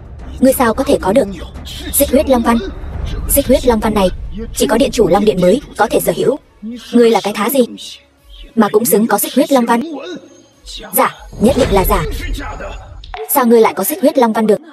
Đây chính là thứ mà các đời Long Vương của Long Điện mới có. Ta đương nhiên có, bởi vì ta chính là chính Tân Long của ngành Long Yến hôm nay. Tân Long trong miệng các ngươi. Ngươi là Tân Long. Ngươi nói bậy, sao ngươi có thể là Tân Long được? Long Tước đại nhân, ngài ngàn vạn lần đừng tin hắn. Sao hắn ta có thể là Tân Long được? Đúng vậy, Long Tước chiến thần, hắn tuyệt đối không thể là Tân Long. Chúng ta đã điều tra lai lịch của hắn. Mời ngài xem qua. Hắn bất quá chỉ là một tên nhà quê lên núi trồng trọt. Cái gọi là sư phụ của hắn bất quá cũng chỉ là một tên thần côn. 20 năm trước, hắn đã lừa gạt thập nhị gia tộc, ký kết hôn ước với Lâm Dương. Kẻ như vậy sao có thể là Tân Long được? Theo ta thấy, cái gọi là Xích Huyết Long Văn này rất có thể là giả. Mua từ tiệm xăm hình về, dán lên thôi. Giả vờ. Đúng vậy, Long Tước chiến thần, ngàn vạn lần đừng để bị tên tiểu tử này lừa gạt. Trong đầu tiểu tử này toàn quỷ kế, chỉ giỏi lừa bịp. Đúng, điều này tôi có thể làm chứng. Tiểu tử này có nói thập nhị gia tộc chung cho chúng tôi từ hôn hắn sẽ bị trời phạt, sẽ nhà tan cửa nát. Trên đời này làm gì có trời phạt? Rõ ràng là hắn cấu kết với Trương gia, bày ra một cái bẫy. Đúng vậy, từng câu nói từ miệng tên tiểu tử này đều không đáng tin. Kính xin Long Tước đại nhân minh xét. Xuất thân như vậy quả thật không giống chân Long. Ta chỉ nhắc nhở ngươi một lần, bất kính Long Điện đánh giá Tân Long tuy là trọng tội, nhưng đợi sau khi Tân Long đăng cơ, có lẽ có thể được đại xá thiên hạ mà thoát tội. Nhưng giả mạo Tân Long là tội đại nghịch chu di tam tộc. Không chỉ riêng ngươi, mà ngay cả nhà họ Trương bao che cho ngươi, đến lúc đó cũng sẽ bị liên lụy. Lâm Dương, anh đừng manh động nữa. Cho dù anh bị tống vào ngục Long Điện, ta cũng có cách cứu anh. Nhưng nếu anh giả mạo Tân Long, đây là tội tử. Đến lúc đó, nhà họ Trương chúng ta cũng không cứu được anh đâu. Cảm tạ hảo ý của Trương tiểu thư, nhưng những gì Dương mẫu nói đều là sự thật. Tân Long trong miệng các ngươi chính là ta, Trương Vãn Ninh. Đây chính là tên mặt trắng, ngươi để mắt tới sao? Thật ngu xuẩn như heo. Ngươi trăm phương ngàn kế muốn cứu hắn, nhưng hắn lại chẳng mảy may quan tâm. Long Tước chiến thần, Tây Môn gia thượng kinh, kính xin Long Tước chiến thần chu diệt tên gian tặc này. Liễu gia Mân Hải, kính xin Long Tước chiến thần chu diệt tên gian tặc này. Lý gia Lâm Thành, kính xin Long Tước chiến thần chu diệt tên gian tặc này. Triệu gia Tuyên Thành, kính xin Long Tước chiến thần chu diệt tên gian tặc này. Vương gia Mão Thành, kính xin Long Tước chiến thần chu diệt tên gian tặc này. Cố gia Thiên Thành, Hồ gia Dần Thành, còn cả Sở gia chúng ta, kính xin Long Tước chiến thần chu diệt tên gian tặc này. Lâm Dương, ngươi mau cúi đầu đi. Cứ tiếp tục thế này, ta thật sự không cứu được ngươi nữa đâu. Ngươi đã chọn Lâm Dương rồi thì nên tin tưởng hắn. Ta cũng muốn tin hắn, chỉ là ngươi đừng ngoan cố nữa. Hôm nay ngươi không cứu được hắn đâu. Long Tước chiến thần, ta còn một chuyện chưa nói với ngươi. Tên tiểu tử này lại dám đập vỡ tỏa long tượng, chạm vào Long đỉnh. Đây chính là tội tày trời. Cái gì?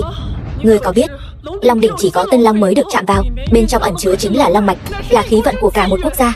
Hắn quả thật đã chạm vào Long đỉnh, chúng ta đều có thể làm chứng. Long Tước chiến thần, mau bắt hắn lại. Thật to gan, ngươi dám cả gan đụng vào Long đỉnh, thật đặc sắc.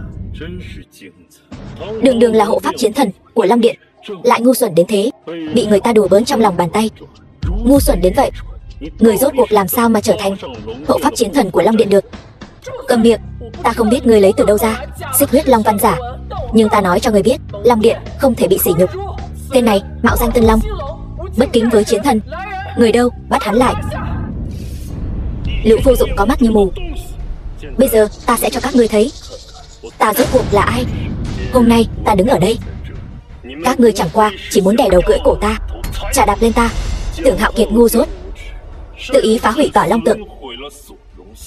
Còn các ngươi lại chỉ hưu nói ngựa, đảo ngược thị phi, gán cho ta tội danh vô căn cứ này, đổ tội lên đầu ta, phá hoại tỏa long tượng, làm hỏng thần Long đỉnh. Ta, Lâm Dương, không quan tâm.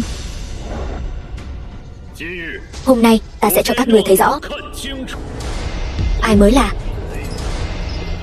chủ nhân của thần Long đỉnh này.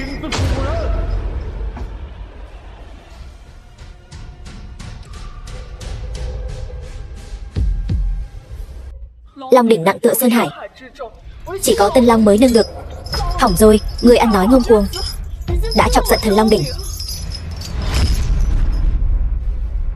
Uy lực thật mạnh, thần đỉnh đã được phong ấn 20 năm, tụ thế 20 năm, này xuất thế đã phá vỡ trói buộc, đạt đến độ cao chưa từng có. Chỉ cần đến gần liền bị uy lực vạn quân đè nén, ngay cả ta cũng không thể tiến thêm một tấc.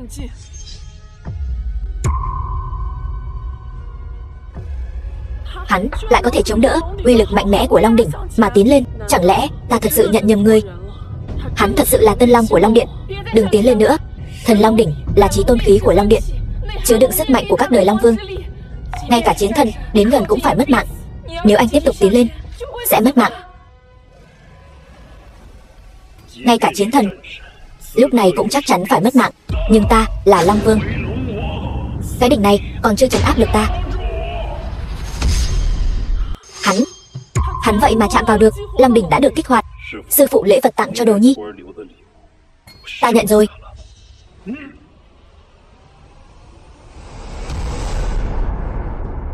Phá cho ta. Long đỉnh phong thiện, 3 tiếng tiễn biệt tự chủ. Thần Long đỉnh đang giải trừ ràng buộc với Tiên Long, sau đó nhận chủ với Tân Long. Hắn thật sự là Tân Long đời này. Tiếng thứ 2 rồi. Không thể nào, hắn tuyệt đối không thể là Tân Long của Long Điện. Hắn nhất định không thể thoát ra được. Sợi tỏa long lên thứ 3.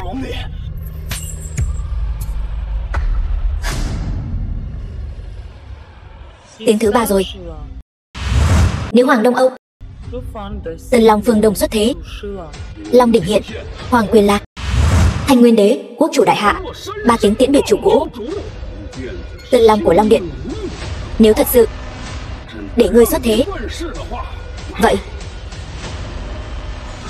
vậy thì Thanh Nguyên đế ta còn ra thể thống gì?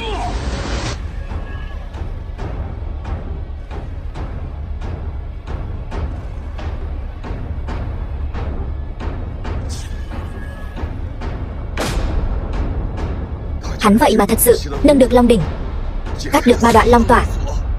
Long đỉnh nhận chủ, Tân Long của chúng ta xuất thế rồi. Long tước tội đáng xử trảm, bái kiến chân Long. Tân Long, ta xem mắt, vậy mà lại nhặt được Tân Long của Long Điện. Chuyện này không thể nào, không thể nào. Điều này không thể nào. Bây giờ các ngươi đã biết hôn ước mà các ngươi đã từ bỏ là cơ hội lớn đến nhường nào rồi chứ. Bái kiến Tân Long. Hắn vậy mà thật sự là Tân Long. Hôn ước mà ta đã xé bỏ trước đây rốt cuộc là cái gì? Quả nhiên thiên khiển sắp giáng xuống. Liễu Như Yên, đều tại ngươi. Ngươi không được chôn tử tế. Lâm Dương, ta sai rồi. Lâm Dương, xin lỗi. Tất cả đều là lỗi của ta. Ngươi tha thứ cho ta đi. Nếu thập nhị gia tộc không có sự bảo hộ của hôn ước, chúng ta chẳng là cái thá gì. Xin điện chủ thứ lỗi. Xin Long chủ điện hạ thu hồi thiên khiển. Một lũ ngu ngốc, đơn giản vậy mà cũng tin lời tên phế vật này. Người đâu, bắt hắn lại cho ta. Thả ta ra. Anh của ta là Tây Môn Tàng Phong, Tây Lương Vương của đại hạ, Hộ Long sứ giả, cũng là điện chủ tạm quyền của Long Điện này. Các ngươi dám động vào ta sẽ không có kết cục tốt đẹp đâu. Cho dù Tây Môn Tàng Phong đích thân đến đây cũng không dám bất kính với Long Vương. Bọn khốn kiếp, vậy mà lại bị tên tiểu tử này lừa gạt. Đợi đến khi sự thật phơi bày, các ngươi sẽ phải trả giá cho sự ngu xuẩn của mình. Sự thật, Tây Môn Chiêu Tuyết, đến giờ ngươi vẫn chưa chịu từ bỏ sao? Từ bỏ? Ngươi, kẻ giả mạo Long chủ, dựa vào cái gì mà bảo ta từ bỏ? Ta nói cho ngươi biết, ngươi có thể lừa được tất cả mọi người, nhưng không lừa được ta. Người đâu, lôi kẻ bất kính với Long Vương này xuống, giam vào tử lao. Vâng, khoan đã.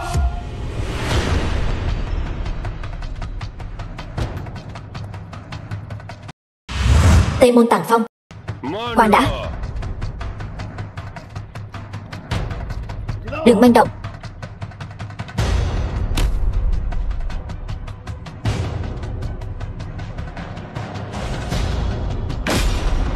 Ăn nói hàm hồ, giả danh Long Vương, còn vọng tưởng đoạt được ngôi vị Long Vương. Anh cuối cùng cũng đến rồi. Bọn chúng dám giả mạo Tân Long. Mau báo cho quốc chủ, tru sát nghịch tặc này. Yên tâm, có ta ở đây, không ai có thể giả mạo Tân Long. Ngươi nói vậy là có ý gì? Có ý gì? Ngươi nói ta có ý gì? Đại hạ lập Long đỉnh. Long đỉnh chỉ có một người được chạm vào. Hôm nay là nghênh Long yến, vốn là yến tiệc nghênh đón Tân Long đăng cơ. Kết quả lại có kẻ giả mạo Tân Long, còn vọng tưởng lừa gạt đoạt được ngôi vị Long Vương. Các ngươi nói tội này đáng phạt thế nào? Đương nhiên là xử tử. Trong số các ngươi có ai quen hắn không? Tôi không quen. Không ngờ Hộ Long sứ giả cũng đích thân đến đây. Phải biết rằng Hộ Long sứ giả là thân tín của đế cung. Tôi không quen hắn. Tôi cũng không quen.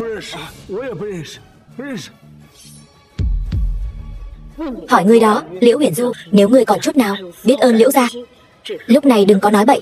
Tôi quen. 20 năm trước, nếu ta nhớ không nhầm, Liễu gia các ngươi ở Lâm Thành chỉ là bọn khuân vác. Bây giờ nói chuyện lại ra vẻ lắm. Liễu Huyền Du, ngươi, Hộ Long sứ giả đã đến rồi, ngươi còn bênh vực hắn. Tỷ tỷ, ta nếu đã thích hắn, ta không để ý những thứ này. Ta đã nói, tỷ không gả. Ta gả. Được rồi, ta thừa nhận Lâm Dương có uy lực động thiên khiển, nhưng hiện tại tình huống không giống nhau. Có gì không giống nhau? Hộ Long sứ giả, vương hạ thân vệ, Tây Môn gia có thiên tuần sát đao. Cho dù Lâm Dương hắn có lợi hại đến đâu, cho dù sư phụ hắn có năng lực nghịch thiên, gặp Hộ Long sứ giả cũng không thể không quỳ xuống. Ta biết ngươi muốn theo đuổi chân ái, ta không trách ngươi, nhưng Liễu gia xin ngươi giữ ngươi. Liễu gia nhiều mạng người như vậy, trong mắt ngươi đều như cỏ rác. Hộ Long sứ giả, tiểu nữ không hiểu chuyện, cầu xin ngài. Cha. Đến lượt ngươi. Cái gì? Ngươi có quen hắn không? Hộ Long sứ giả, ngươi nếu đã mang thiên tuần sát đao thì nên chấp pháp công bằng. Chẳng lẽ quen biết một người cũng phải đồng chu? Trương Uyển Ninh, ngươi bây giờ biết sợ rồi. Ta hỏi ngươi lần nữa, ngươi có quen hắn không?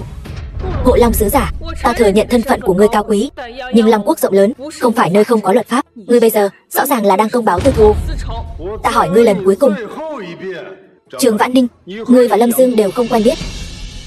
Chẳng lẽ ngươi thật muốn vì hắn mà đánh đổi cả tính mạng của mình? Quen, có bản lĩnh thì lấy mạng ta đi. Trương gia ta tuy không đủ để thay ta báo thù, nhưng Trương gia ta ở Thượng Kinh cũng coi như là danh gia vọng tộc. Ta sẽ không hy sinh vô ích. Trương gia sẽ minh cáo Hoàng thành.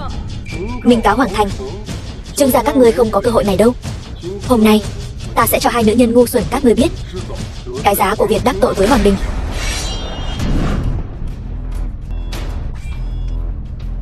To gan. Thiên tử ban kiếm, ngươi cũng dám chạm vào? Thiên tử ban kiếm, thanh kiếm này tên là Hộ Long sao? Không ngờ tên vô dụng nhà ngươi lại biết Hộ Long. Thấy thanh kiếm này như thấy thánh chủ. Nếu ta nhớ không lầm, thanh kiếm này trước đây không gọi là Hộ Long. Sao ngươi biết? 20 năm trước nó bất quá chỉ là một thanh kiếm bình thường. Đó là bởi vì sư phụ ta cầm nó từng chém ra một kiếm bảo vệ chân long, cho nên nó mới có tên là Hộ Long.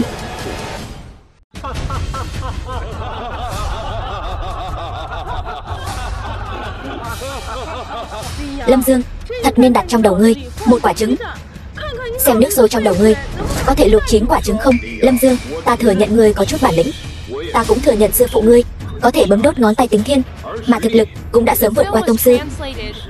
Nhưng nơi này là Long quốc, tông sư như mây, cao thủ khắp nơi. Sư phụ ngươi cũng chỉ là đồ bỏ đi mà thôi. Ngươi nói cái gì? Ta nói sư phụ ngươi cũng chỉ là hạng lợi hại, đồ bỏ đi. Lâm Dương, ngươi thật to gan. Ca, tên này sỉ nhục quốc uy, tuyệt đối không thể tha cho hắn.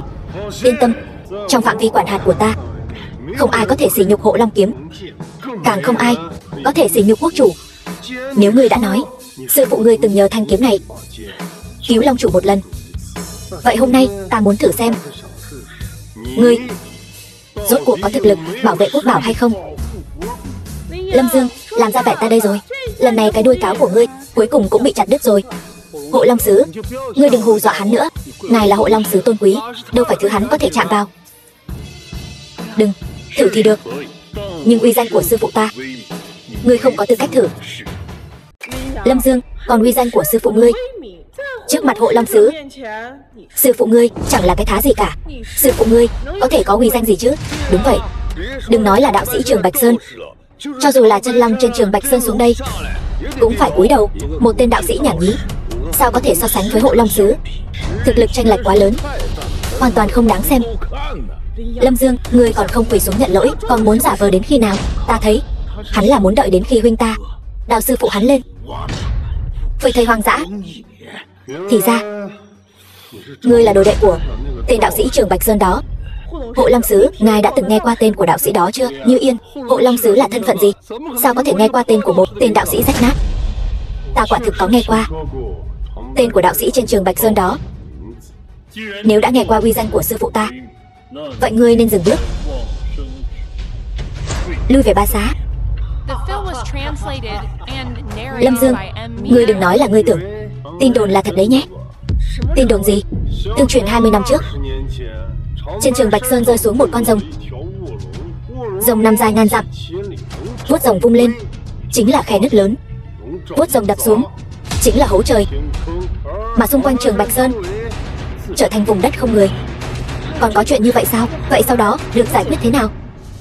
Trong truyền thuyết có một lão đạo sĩ mặc áo xanh, đêm đi trên tuyết trắng, một người một kiếm khai thiên, chém đứt long mạch. Còn có chuyện như vậy sao? Đúng vậy, còn có chuyện như vậy sao? Khi đó Long Quốc sắp diệt vong, là lão đạo sĩ kia chỉ định Thanh Đế, quốc chủ hiện nay, phò tá Thanh Đế đăng cơ, mới có được uy danh như ngày nay. Không thể nào, đương nhiên là không thể. Đây là loại truyền thuyết ven đường nào chứ? Long Quốc có thể phát triển đến ngày nay hoàn toàn nhờ vào sự khổ công kinh doanh của Hoàng Thành. Đệ đệ nói đúng. Lâm Dương, chuyện vớ vẩn này mà ngươi cũng tin sao? Ngươi còn không bằng nói thẳng sư phụ ngươi là lão thần tiên. Ta không chiếm một chút công lao nào của sư phụ ta, ta cũng sẽ không để sư phụ ta cả đời vinh nhục bị chôn vùi. Nếu ngươi chán sống, vậy ta sẽ thành toàn cho ngươi. Hôm nay ta cho ngươi cơ hội này, một chiêu. Nếu ngươi đỡ được một chiêu của ta, ta sẽ thừa nhận lão già sư phụ ngươi kia có nửa điểm công lao trên đại sảnh này. Nếu ngươi thua, quỳ xuống xin lỗi sư phụ ta. Lâm Dương, ngươi nói bậy bạ gì vậy? Ngươi dám bảo Hộ Long Sứ quỳ xuống sao? Điên rồi, thật sự điên rồi. Nếu không dám thì ra cửa. Sẽ phải. Được, ta đáp ứng ngươi. Nếu ta thắng thì sao? Ngươi không thể thắng được.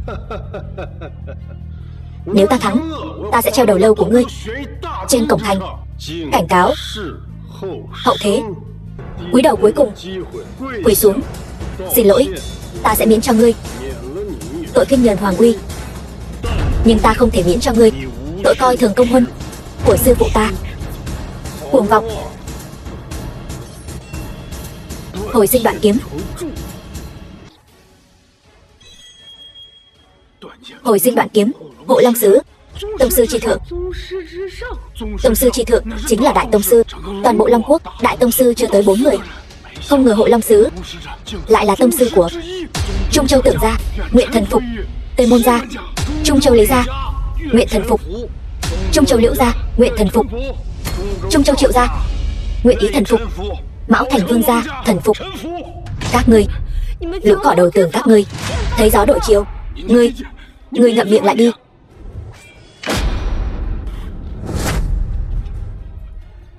Ngươi thua rồi. Không thể nào, tên nhà quê này sao lại lợi hại như vậy? Tên tiểu tử này chính là vị hôn phu của Liễu Như Yên. Chẳng lẽ Hộ Long Sứ, ngươi cũng không phải đối thủ của hắn? Ca, huynh không sao chứ? Ta không sao. Ca, giờ này còn đi đâu nữa? Ta không phải đối thủ của hắn. Đi đâu? Ngươi chẳng lẽ đã quên lời ước hẹn của chúng ta rồi sao? Lâm Dương, ngươi có phải quá đáng quá rồi không? Hộ Long Sứ dù sao cũng là sứ giả của Long Quốc, ngươi dám bắt hắn quỳ xuống xin lỗi, nguyện đánh nguyện chịu, chẳng phải lẽ ra nên như vậy sao? Hay là nói sứ giả Long Quốc lại không có khí tiết như vậy? Đường đường là sứ giả, sao có thể quỳ xuống cho ngươi? Không muốn quỳ cũng được. Vậy ngươi học vài tiếng sủa đi, sủa cho ta nghe thử, để ta biết ngươi là kẻ không giữ chữ tín. Làm như vậy cũng được. Lâm Dương, ngươi thật to gan. ca ca ta ở Thượng Kinh. Tất cả người quyền quý gặp đều phải cúi đầu. Lâm Dương, ta thừa nhận, sư phụ ngươi quả thực lợi hại, danh sư xuất cao đồ. Cú đánh vừa rồi của ngươi, liếc mắt thấy toàn cảnh. Sư phụ ngươi rất lợi hại, hơn xa những gì mọi người ở đây tưởng tượng.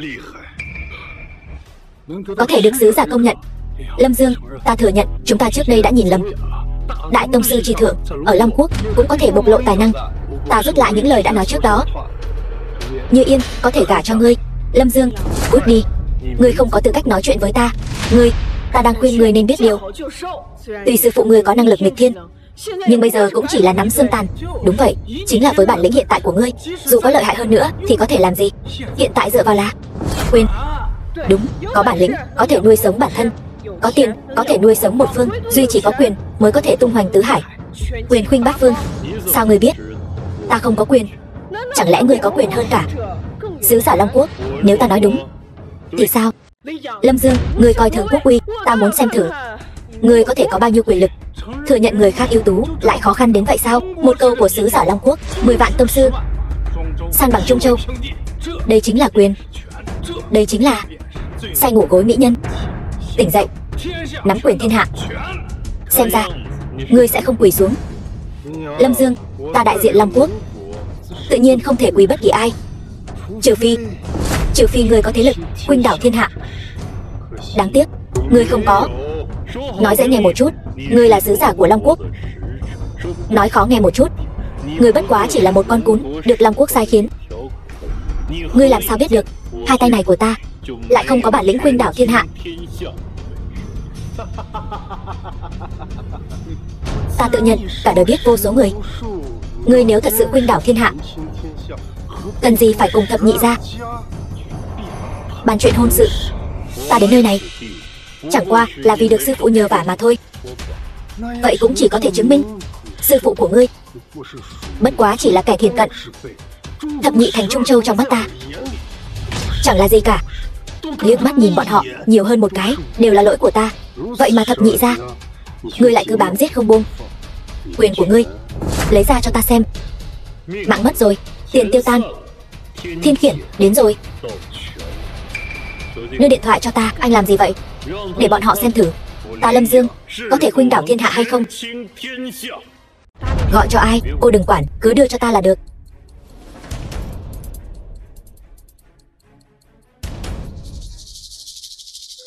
Alo, dì nhỏ. Đúng, ta là Lâm Dương đây. Điện thoại của ta hết pin rồi mà.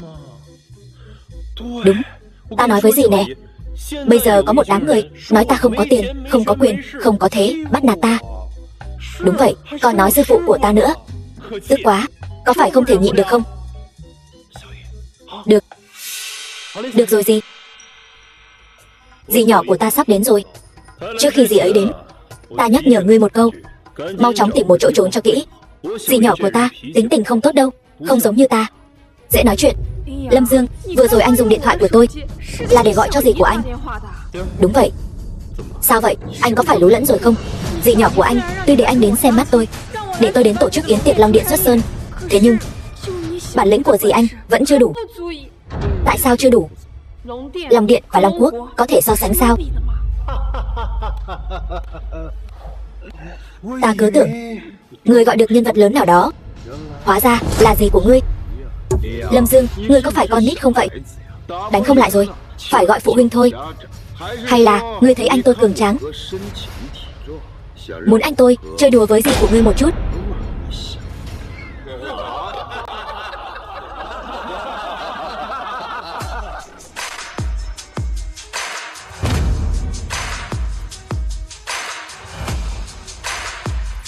Vậy sao?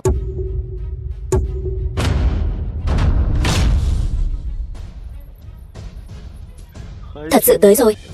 Lâm Dương, người khác đều tặng vợ, anh thì khác. Anh lại tặng gì của anh? Dáng người không tệ nha. Lâm Dương, không ngờ anh còn có một người gì như vậy. Theo logic của Thượng Kinh, càng có tiền có thế, càng được bảo dưỡng tốt. Lâm Dương, người gì của cậu mà có được nhan sắc này? Không đơn giản đâu.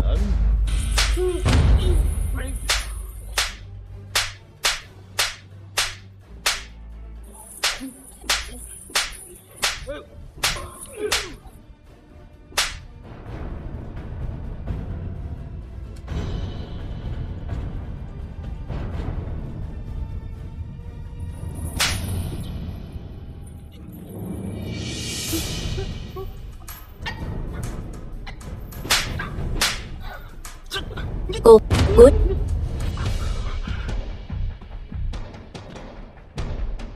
Gì? Xin lỗi. Cô bảo tôi xử lý chuyện này. Tôi không xử lý tốt. Không sao, chuyện này vốn không liên quan đến cô. Ngược lại là Lâm Dương. Chuyện còn con này mà dám tìm tôi.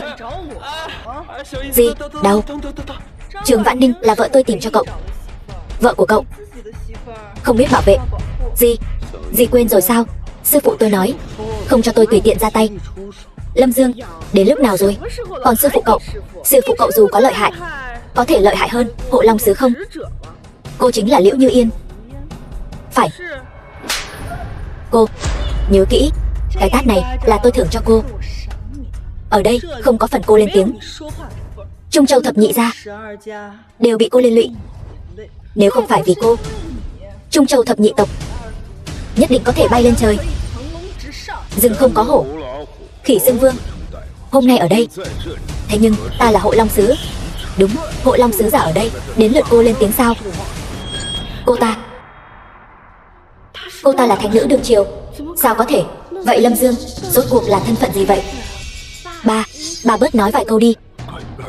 Ta không có đứa con gái như cô. Cô ta là, cho dù cô ta là thiên vương đến đây, ở đây cũng chỉ có phần quỳ xuống cho Hộ Long Sứ giả. Tôi thấy cô hay là làm thiếp cho Hộ Long Sứ giả đi. Gì? Hay là gì? Cứ theo hắn đi. Chán sống phải không? Đau. Lâm Dương, ở đây không phải là nơi các người làm càn. Tôi cho anh lên tiếng sao? Anh có tư cách gì lên tiếng ở đây?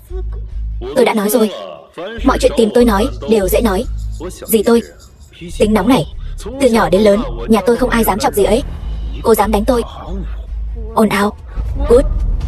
Bảo ta cút. Người cũng không xem lại bên cạnh ta là ai. Tai không tốt sao? Phế rồi.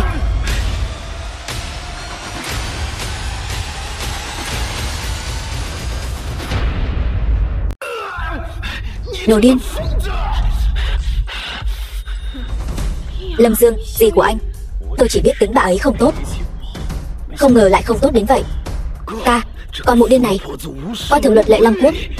Bà ta đáng mất mạng.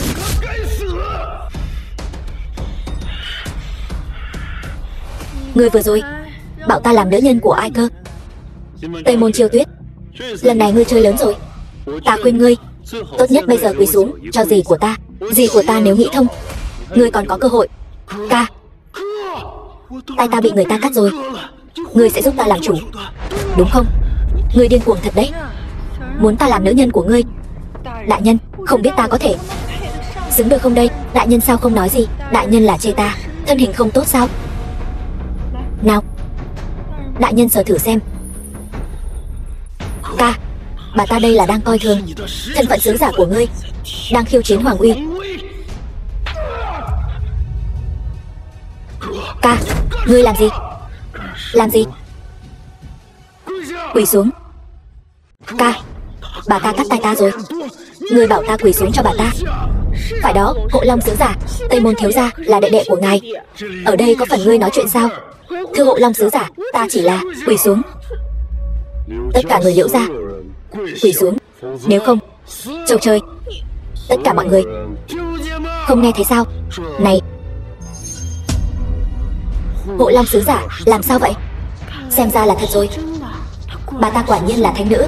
Nếu các người bây giờ không quỳ, lát nữa cả cơ hội quỳ cũng không có.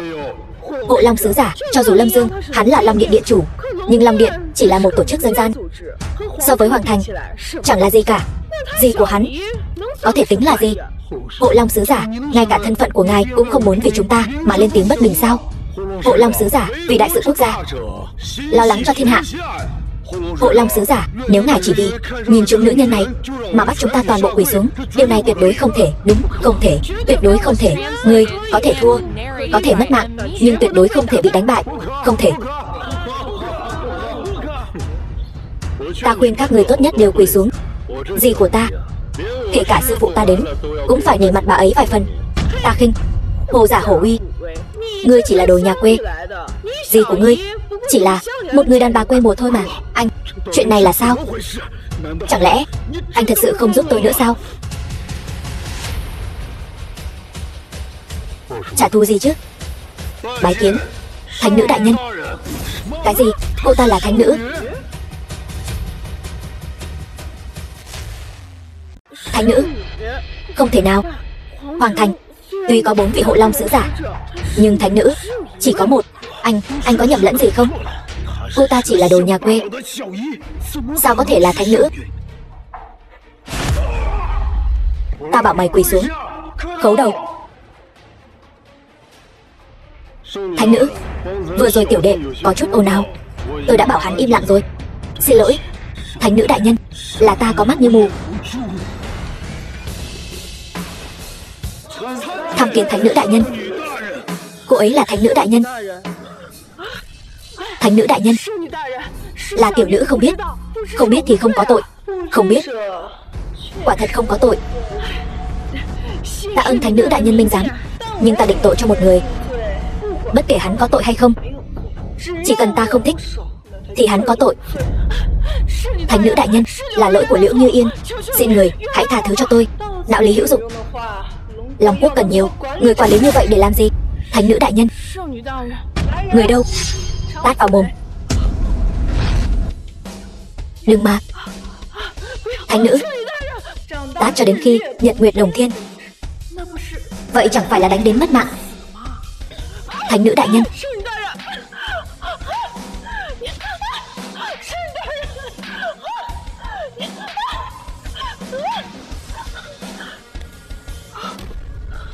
Gì? Tôi cũng không biết. Cô là thánh nữ, dưới một người, trên vạn người. Xin lỗi, có gì đâu. Thân phận của ta vốn là bí mật. Sau này Lâm Dương mà bắt nạt cô, cứ việc nói cho ta biết.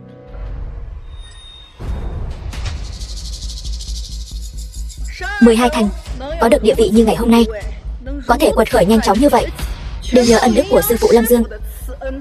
Năm xưa sơn nhân tự đoạn long mạch, lẽ ra các ngươi phải coi như chân bảo. Từ hôn, sao các ngươi dám làm vậy? Xin thánh nữ tha mạng. Trung Châu Lâm Thành nguyện giao ra toàn bộ tài phú quyền thế. Xin thánh nữ đại nhân tha mạng. Trung Châu Tuyên Thành nguyện giao ra toàn bộ tài phú quyền thế. Xin thánh nữ tha mạng.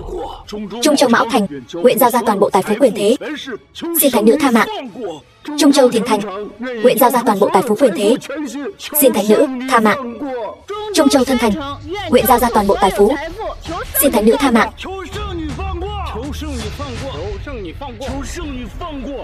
12 địa chi, xin thánh nữ tha mạng. Gì? Thánh nữ đại nhân. Ngẩng đầu, dậy đi. Không tệ, tư chất hạng nhất. Ngươi không cần phải xin lỗi. 20 năm trước, sư phụ Lâm Dương đã cứu ngươi và ban cho ngươi cùng Lâm Dương một hôn ước. Các gia tộc khác đều ghen ghét, sợ rằng một ngày nào đó Lâm Dương sẽ cá chép hóa rồng. Còn về Liễu gia, thèm muốn hôn ước này, đã tự ý sửa đổi bát tự. Dì nói gì cơ? Dì nhỏ, dì không đùa chứ? Ta có đùa hay không? Ngươi cứ hỏi lão nhân này là rõ. Thánh nữ đại nhân, nói chí phải. Cha đang nói gì vậy? Người đính hôn với Lâm Dương vốn là Liễu Huyền Du. Là ta thấy Liễu Huyền Du là đứa ngốc, nên đã đổi bát tự thành của ngươi và nhận nuôi nó. Liễu gia chúng ta tạo nghiệt rồi. Cơ duyên trời ban lại bị ngươi chôn vùi.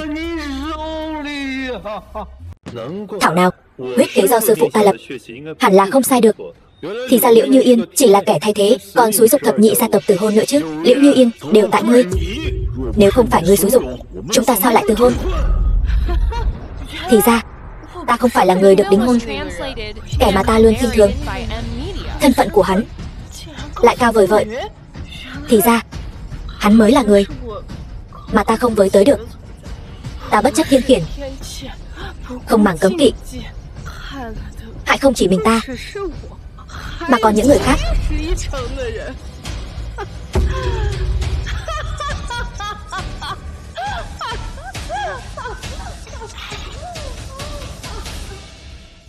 Gì? Cô ta là vị hôn thê của Lâm Dương, hiện tại vẫn chưa từ hôn. Vậy ta phải làm sao? Ngươi hỏi Lâm Dương đi. Lâm Dương, chàng nói xem phải làm sao? Làm sao bây giờ? Cùng làm lớn luôn, làm thật linh đình.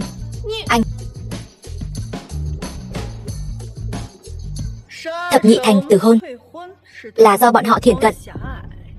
20 năm qua, bọn họ đến tay không, ra về cũng tay không. Lâm Dương, hôm nay, con hãy cùng ta đi viếng sư phụ con một chuyến. Gì? Viếng sư phụ con? Bây giờ chưa phải lúc. Tên đáng ghét, con nói gì cơ? Bởi vì còn một người chưa đến thực hiện lời hứa 20 năm trước. Lâm Dương, còn lời hứa gì nữa? Không phải lời hứa, hôm nay anh đã giả vờ rồi. Uy phong cũng uy phong rồi. Có gì anh ở đây? Toàn bộ Long Quốc, ai dám nói với anh nửa lời? Lâm Dương, anh còn muốn làm gì nữa? Lâm Dương, thập nhị gia tộc đều đã nhận hình phạt thích đáng. Xây cao ốc dễ, nhìn ốc sập khó. Thập nhị gia tộc từ nay về sau chắc chắn sẽ sống những ngày tháng không yên ổn. 12 gia tộc bội ước. Ta, Lâm Dương, chỉ bằng nói cười cũng có thể khiến người ta quên đi. Nhưng có một người, hắn không nên bội ước. Em là tôi.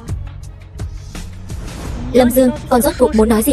20 năm trước, sư phụ ta, một người một kiếm, từ Trường Bạch Sơn xuống núi, cũng là tình cờ gặp được. 12 gia tộc mà thôi. Ngoài 12 gia tộc ra, còn ai nữa? Còn có một người thay quyền nhiếp chính. Cái gì? Thay quyền nhiếp chính? Lâm Dương, con nói bậy bạ gì vậy? Hôm nay ta xuống núi chính là muốn đòi lại công đạo. Lâm Dương, ngươi nói chính là người ở địa cung. Vị thanh đế kia chính là hắn. Ngươi thật to gan, thanh đế cũng là người ngươi có thể ngông cuồng. Lâm Dương, con nói cho ta biết, con đang nói bậy phải không? Năm đó, con lên Trường Bạch Sơn, con mới bao nhiêu tuổi? 20 năm trước, khi sư phụ con mất, con cũng đâu biết chuyện này. Gì, con có biết hay không, không quan trọng.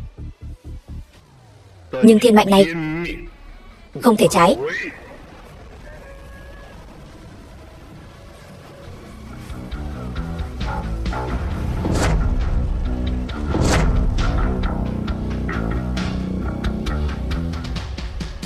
Nhận mạnh trời, phúc thọ vĩnh sương.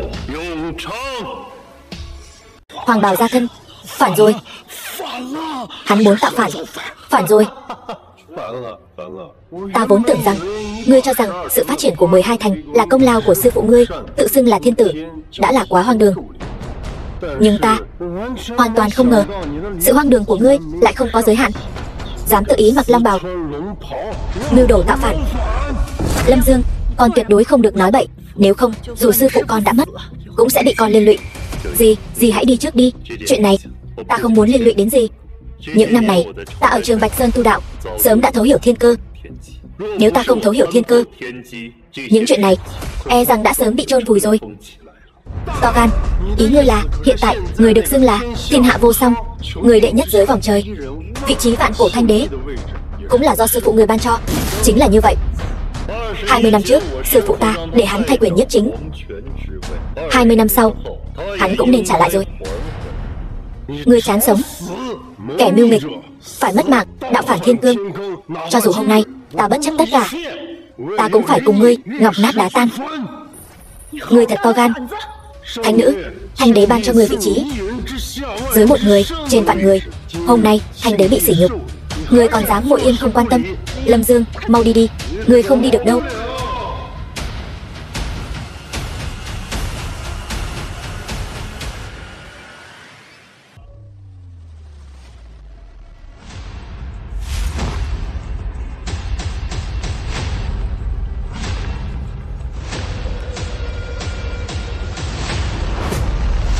Tham kiến bệ hạ. The film was translated and narrated by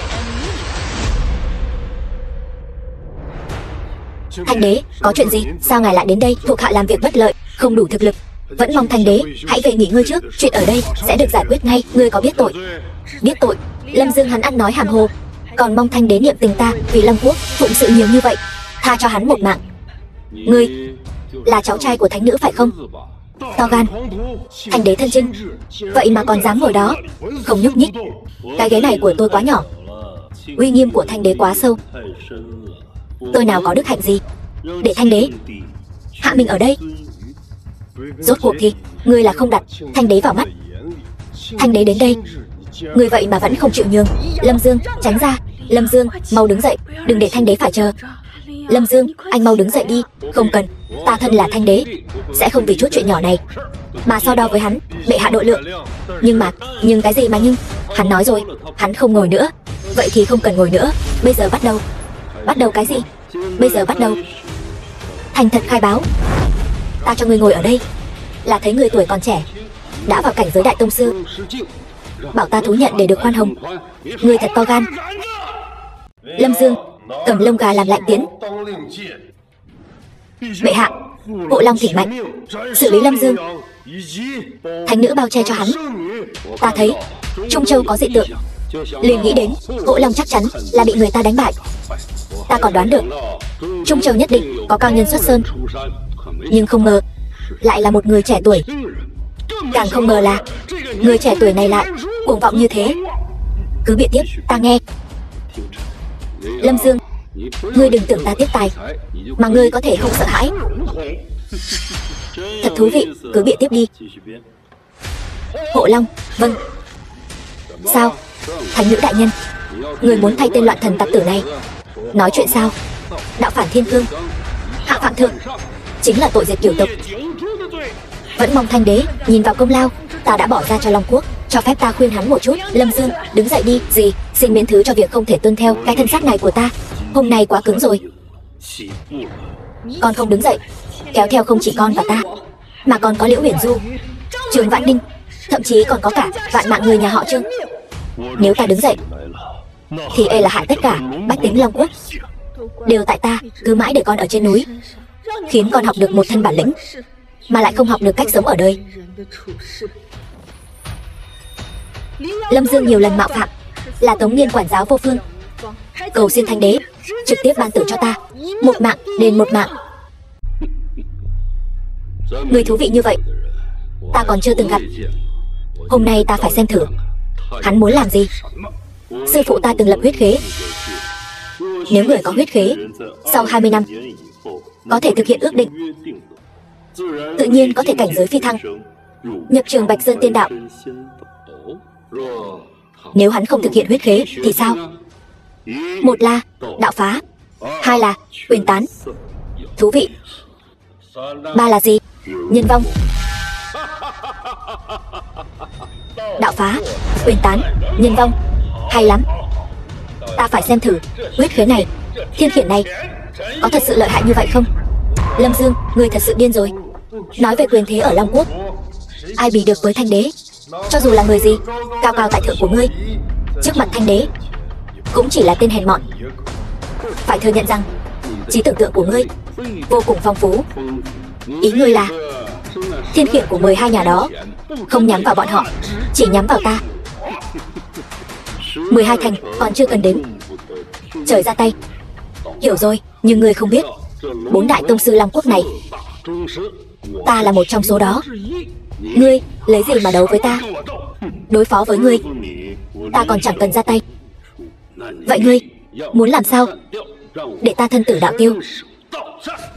Ta chỉ hỏi ngươi một câu. Huyết khế 20 năm trước, ngươi hôm nay có thực hiện hay không? Hoàng mạch ta sẽ mang về trường Bạch Sơn. 20 năm sau vượt qua thiên kiếp, sẽ quay lại nắm lại đại quyền. Mà trong khoảng thời gian này, do ngươi thay ta nắm giữ hoàng quyền. Đã hiểu, nhớ kỹ, đến lúc đó ngươi cần phải tận tâm phò tá hắn. Nếu trái với huyết khế, Thượng Thiên chính là kẻ thù lớn nhất của ngươi. Huyết khế gì? Ta không biết. Lâm Dương, ngươi đừng làm loạn nữa. Thanh đế, ngươi có nghĩ kỹ chưa? Ta có gì mà không nghĩ kỹ? 20 năm nay ta cần mẫn cẩn trọng, cần cù vì dân. Sao có thể chỉ bằng một câu nói bậy bạ của ngươi mà có thể thay thế được? Hôm nay ta phải làm một việc cuối cùng, đó chính là trừ hại cho dân.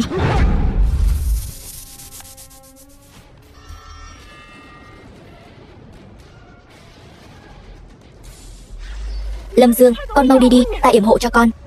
Sao có thể? Một thân tu vi đứng đầu đại tông sư, vậy mà không thể làm ngươi bị thương chút nào. Không phải ngươi không thể làm ta bị thương chút nào, mà là tu vi của ngươi đã tiêu tán hết rồi. Làm sao có thể? Chẳng lẽ thật sự có thiên khiển? Huyết khế năm xưa sư phụ con lập ra rốt cuộc là cái gì? Một người sắp trầu trời để hắn ta tạm thời nắm quyền quý thôi. Ngươi láo xược. Tu vi của ta chưa hề tiêu tán. Cho dù tu vi của ta có tiêu tán hết, thì Long Quốc ta vẫn còn 10 vạn tông sư. Chỉ cần ta ra lệnh một tiếng, bọn họ có thể ngũ mã phanh thai ngươi, nghiền nát ngươi thành trăm mảnh. Vậy sao?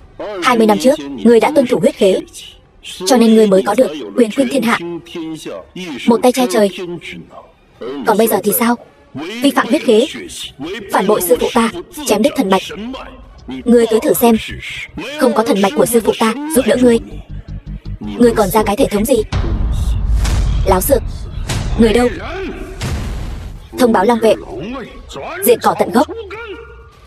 Long vệ tới.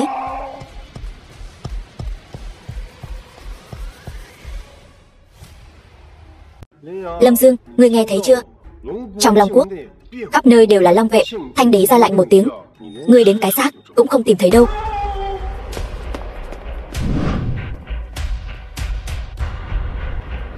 Sao chỉ có một mình ngươi đến? Bẩm Thanh đế, có việc gấp cần bẩm báo. Có việc gấp gì mà còn quan trọng hơn việc ta tiêu diệt loạn thần tặc tử? Bẩm Thanh đế, Bắc Cương nguy cấp, 10 vạn chiến thần trấn giữ biên cương đã tử trận. Cái gì? Báo. Thanh đế, Tây Cương bị phá, nữ tướng quân Lâm Hiểu bị bắt làm tù binh. Cái gì? Bẩm. Bẩm Thanh đế, Nam Cương bị phá, không một ai sống sót. Cái gì? Bẩm. Lần này có tin tốt chứ? Đông Cương không có chiến sự chứ?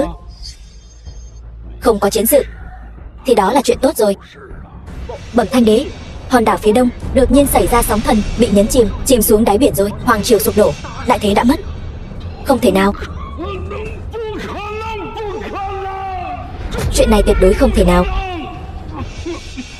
Ngươi một mình chống lại thiên mệnh, vô số người phải chịu tai ương cùng ngươi. Hôm nay cái chức vị tạm quyền của ngươi chỉ còn là hư danh. 20 năm trước, sư phụ ta thật sự là mù mắt, mới nhìn trúng loại người như ngươi. Lâm Dương, thiên mệnh gì chứ? Cả đời ta chỉ tin vào ta tự làm chủ vận mệnh của ta, chứ không phải trời. Đạo đã tan, quyền đã mất, bây giờ đến lượt nhân vong rồi.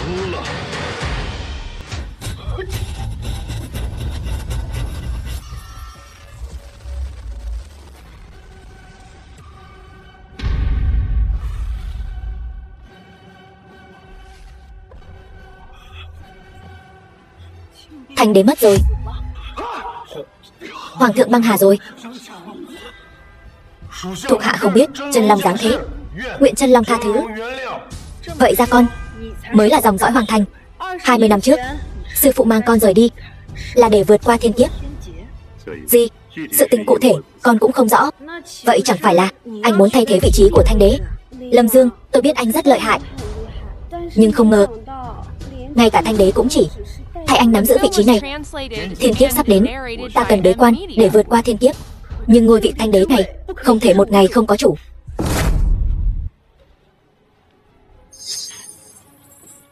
Dì, từ giờ trở đi, dì hãy ngồi vào vị trí này. Con điên rồi. Trên người dì có dòng máu hoàng tộc của mẫu thân con, cũng coi là người hoàng thất, nhưng ta là nữ nhi. Nữ nhi thì sao? Dì của ta sau này nhất định là nữ đế lưu danh thiên cổ. Nhưng mà không nhưng nhị gì cả. Dì đâu giống. Dì trong ấn tượng của ta, 20 năm trước, sư phụ ta đã đưa ta về Trường Bạch Sơn là có nguyên nhân cụ thể. Nguyên nhân thứ nhất là để tránh thiên kiếp. Nguyên nhân khác là có liên quan đến sự mất tích của cha mẹ ta. 20 năm trước, con cự long đó đã ngã xuống ở Trường Bạch Sơn. Cùng lúc sư phụ đưa ta về Trường Bạch Sơn, ta có linh cảm cha mẹ ta nhất định còn sống. Ta, Lâm Dương, nhất định phải tìm được họ.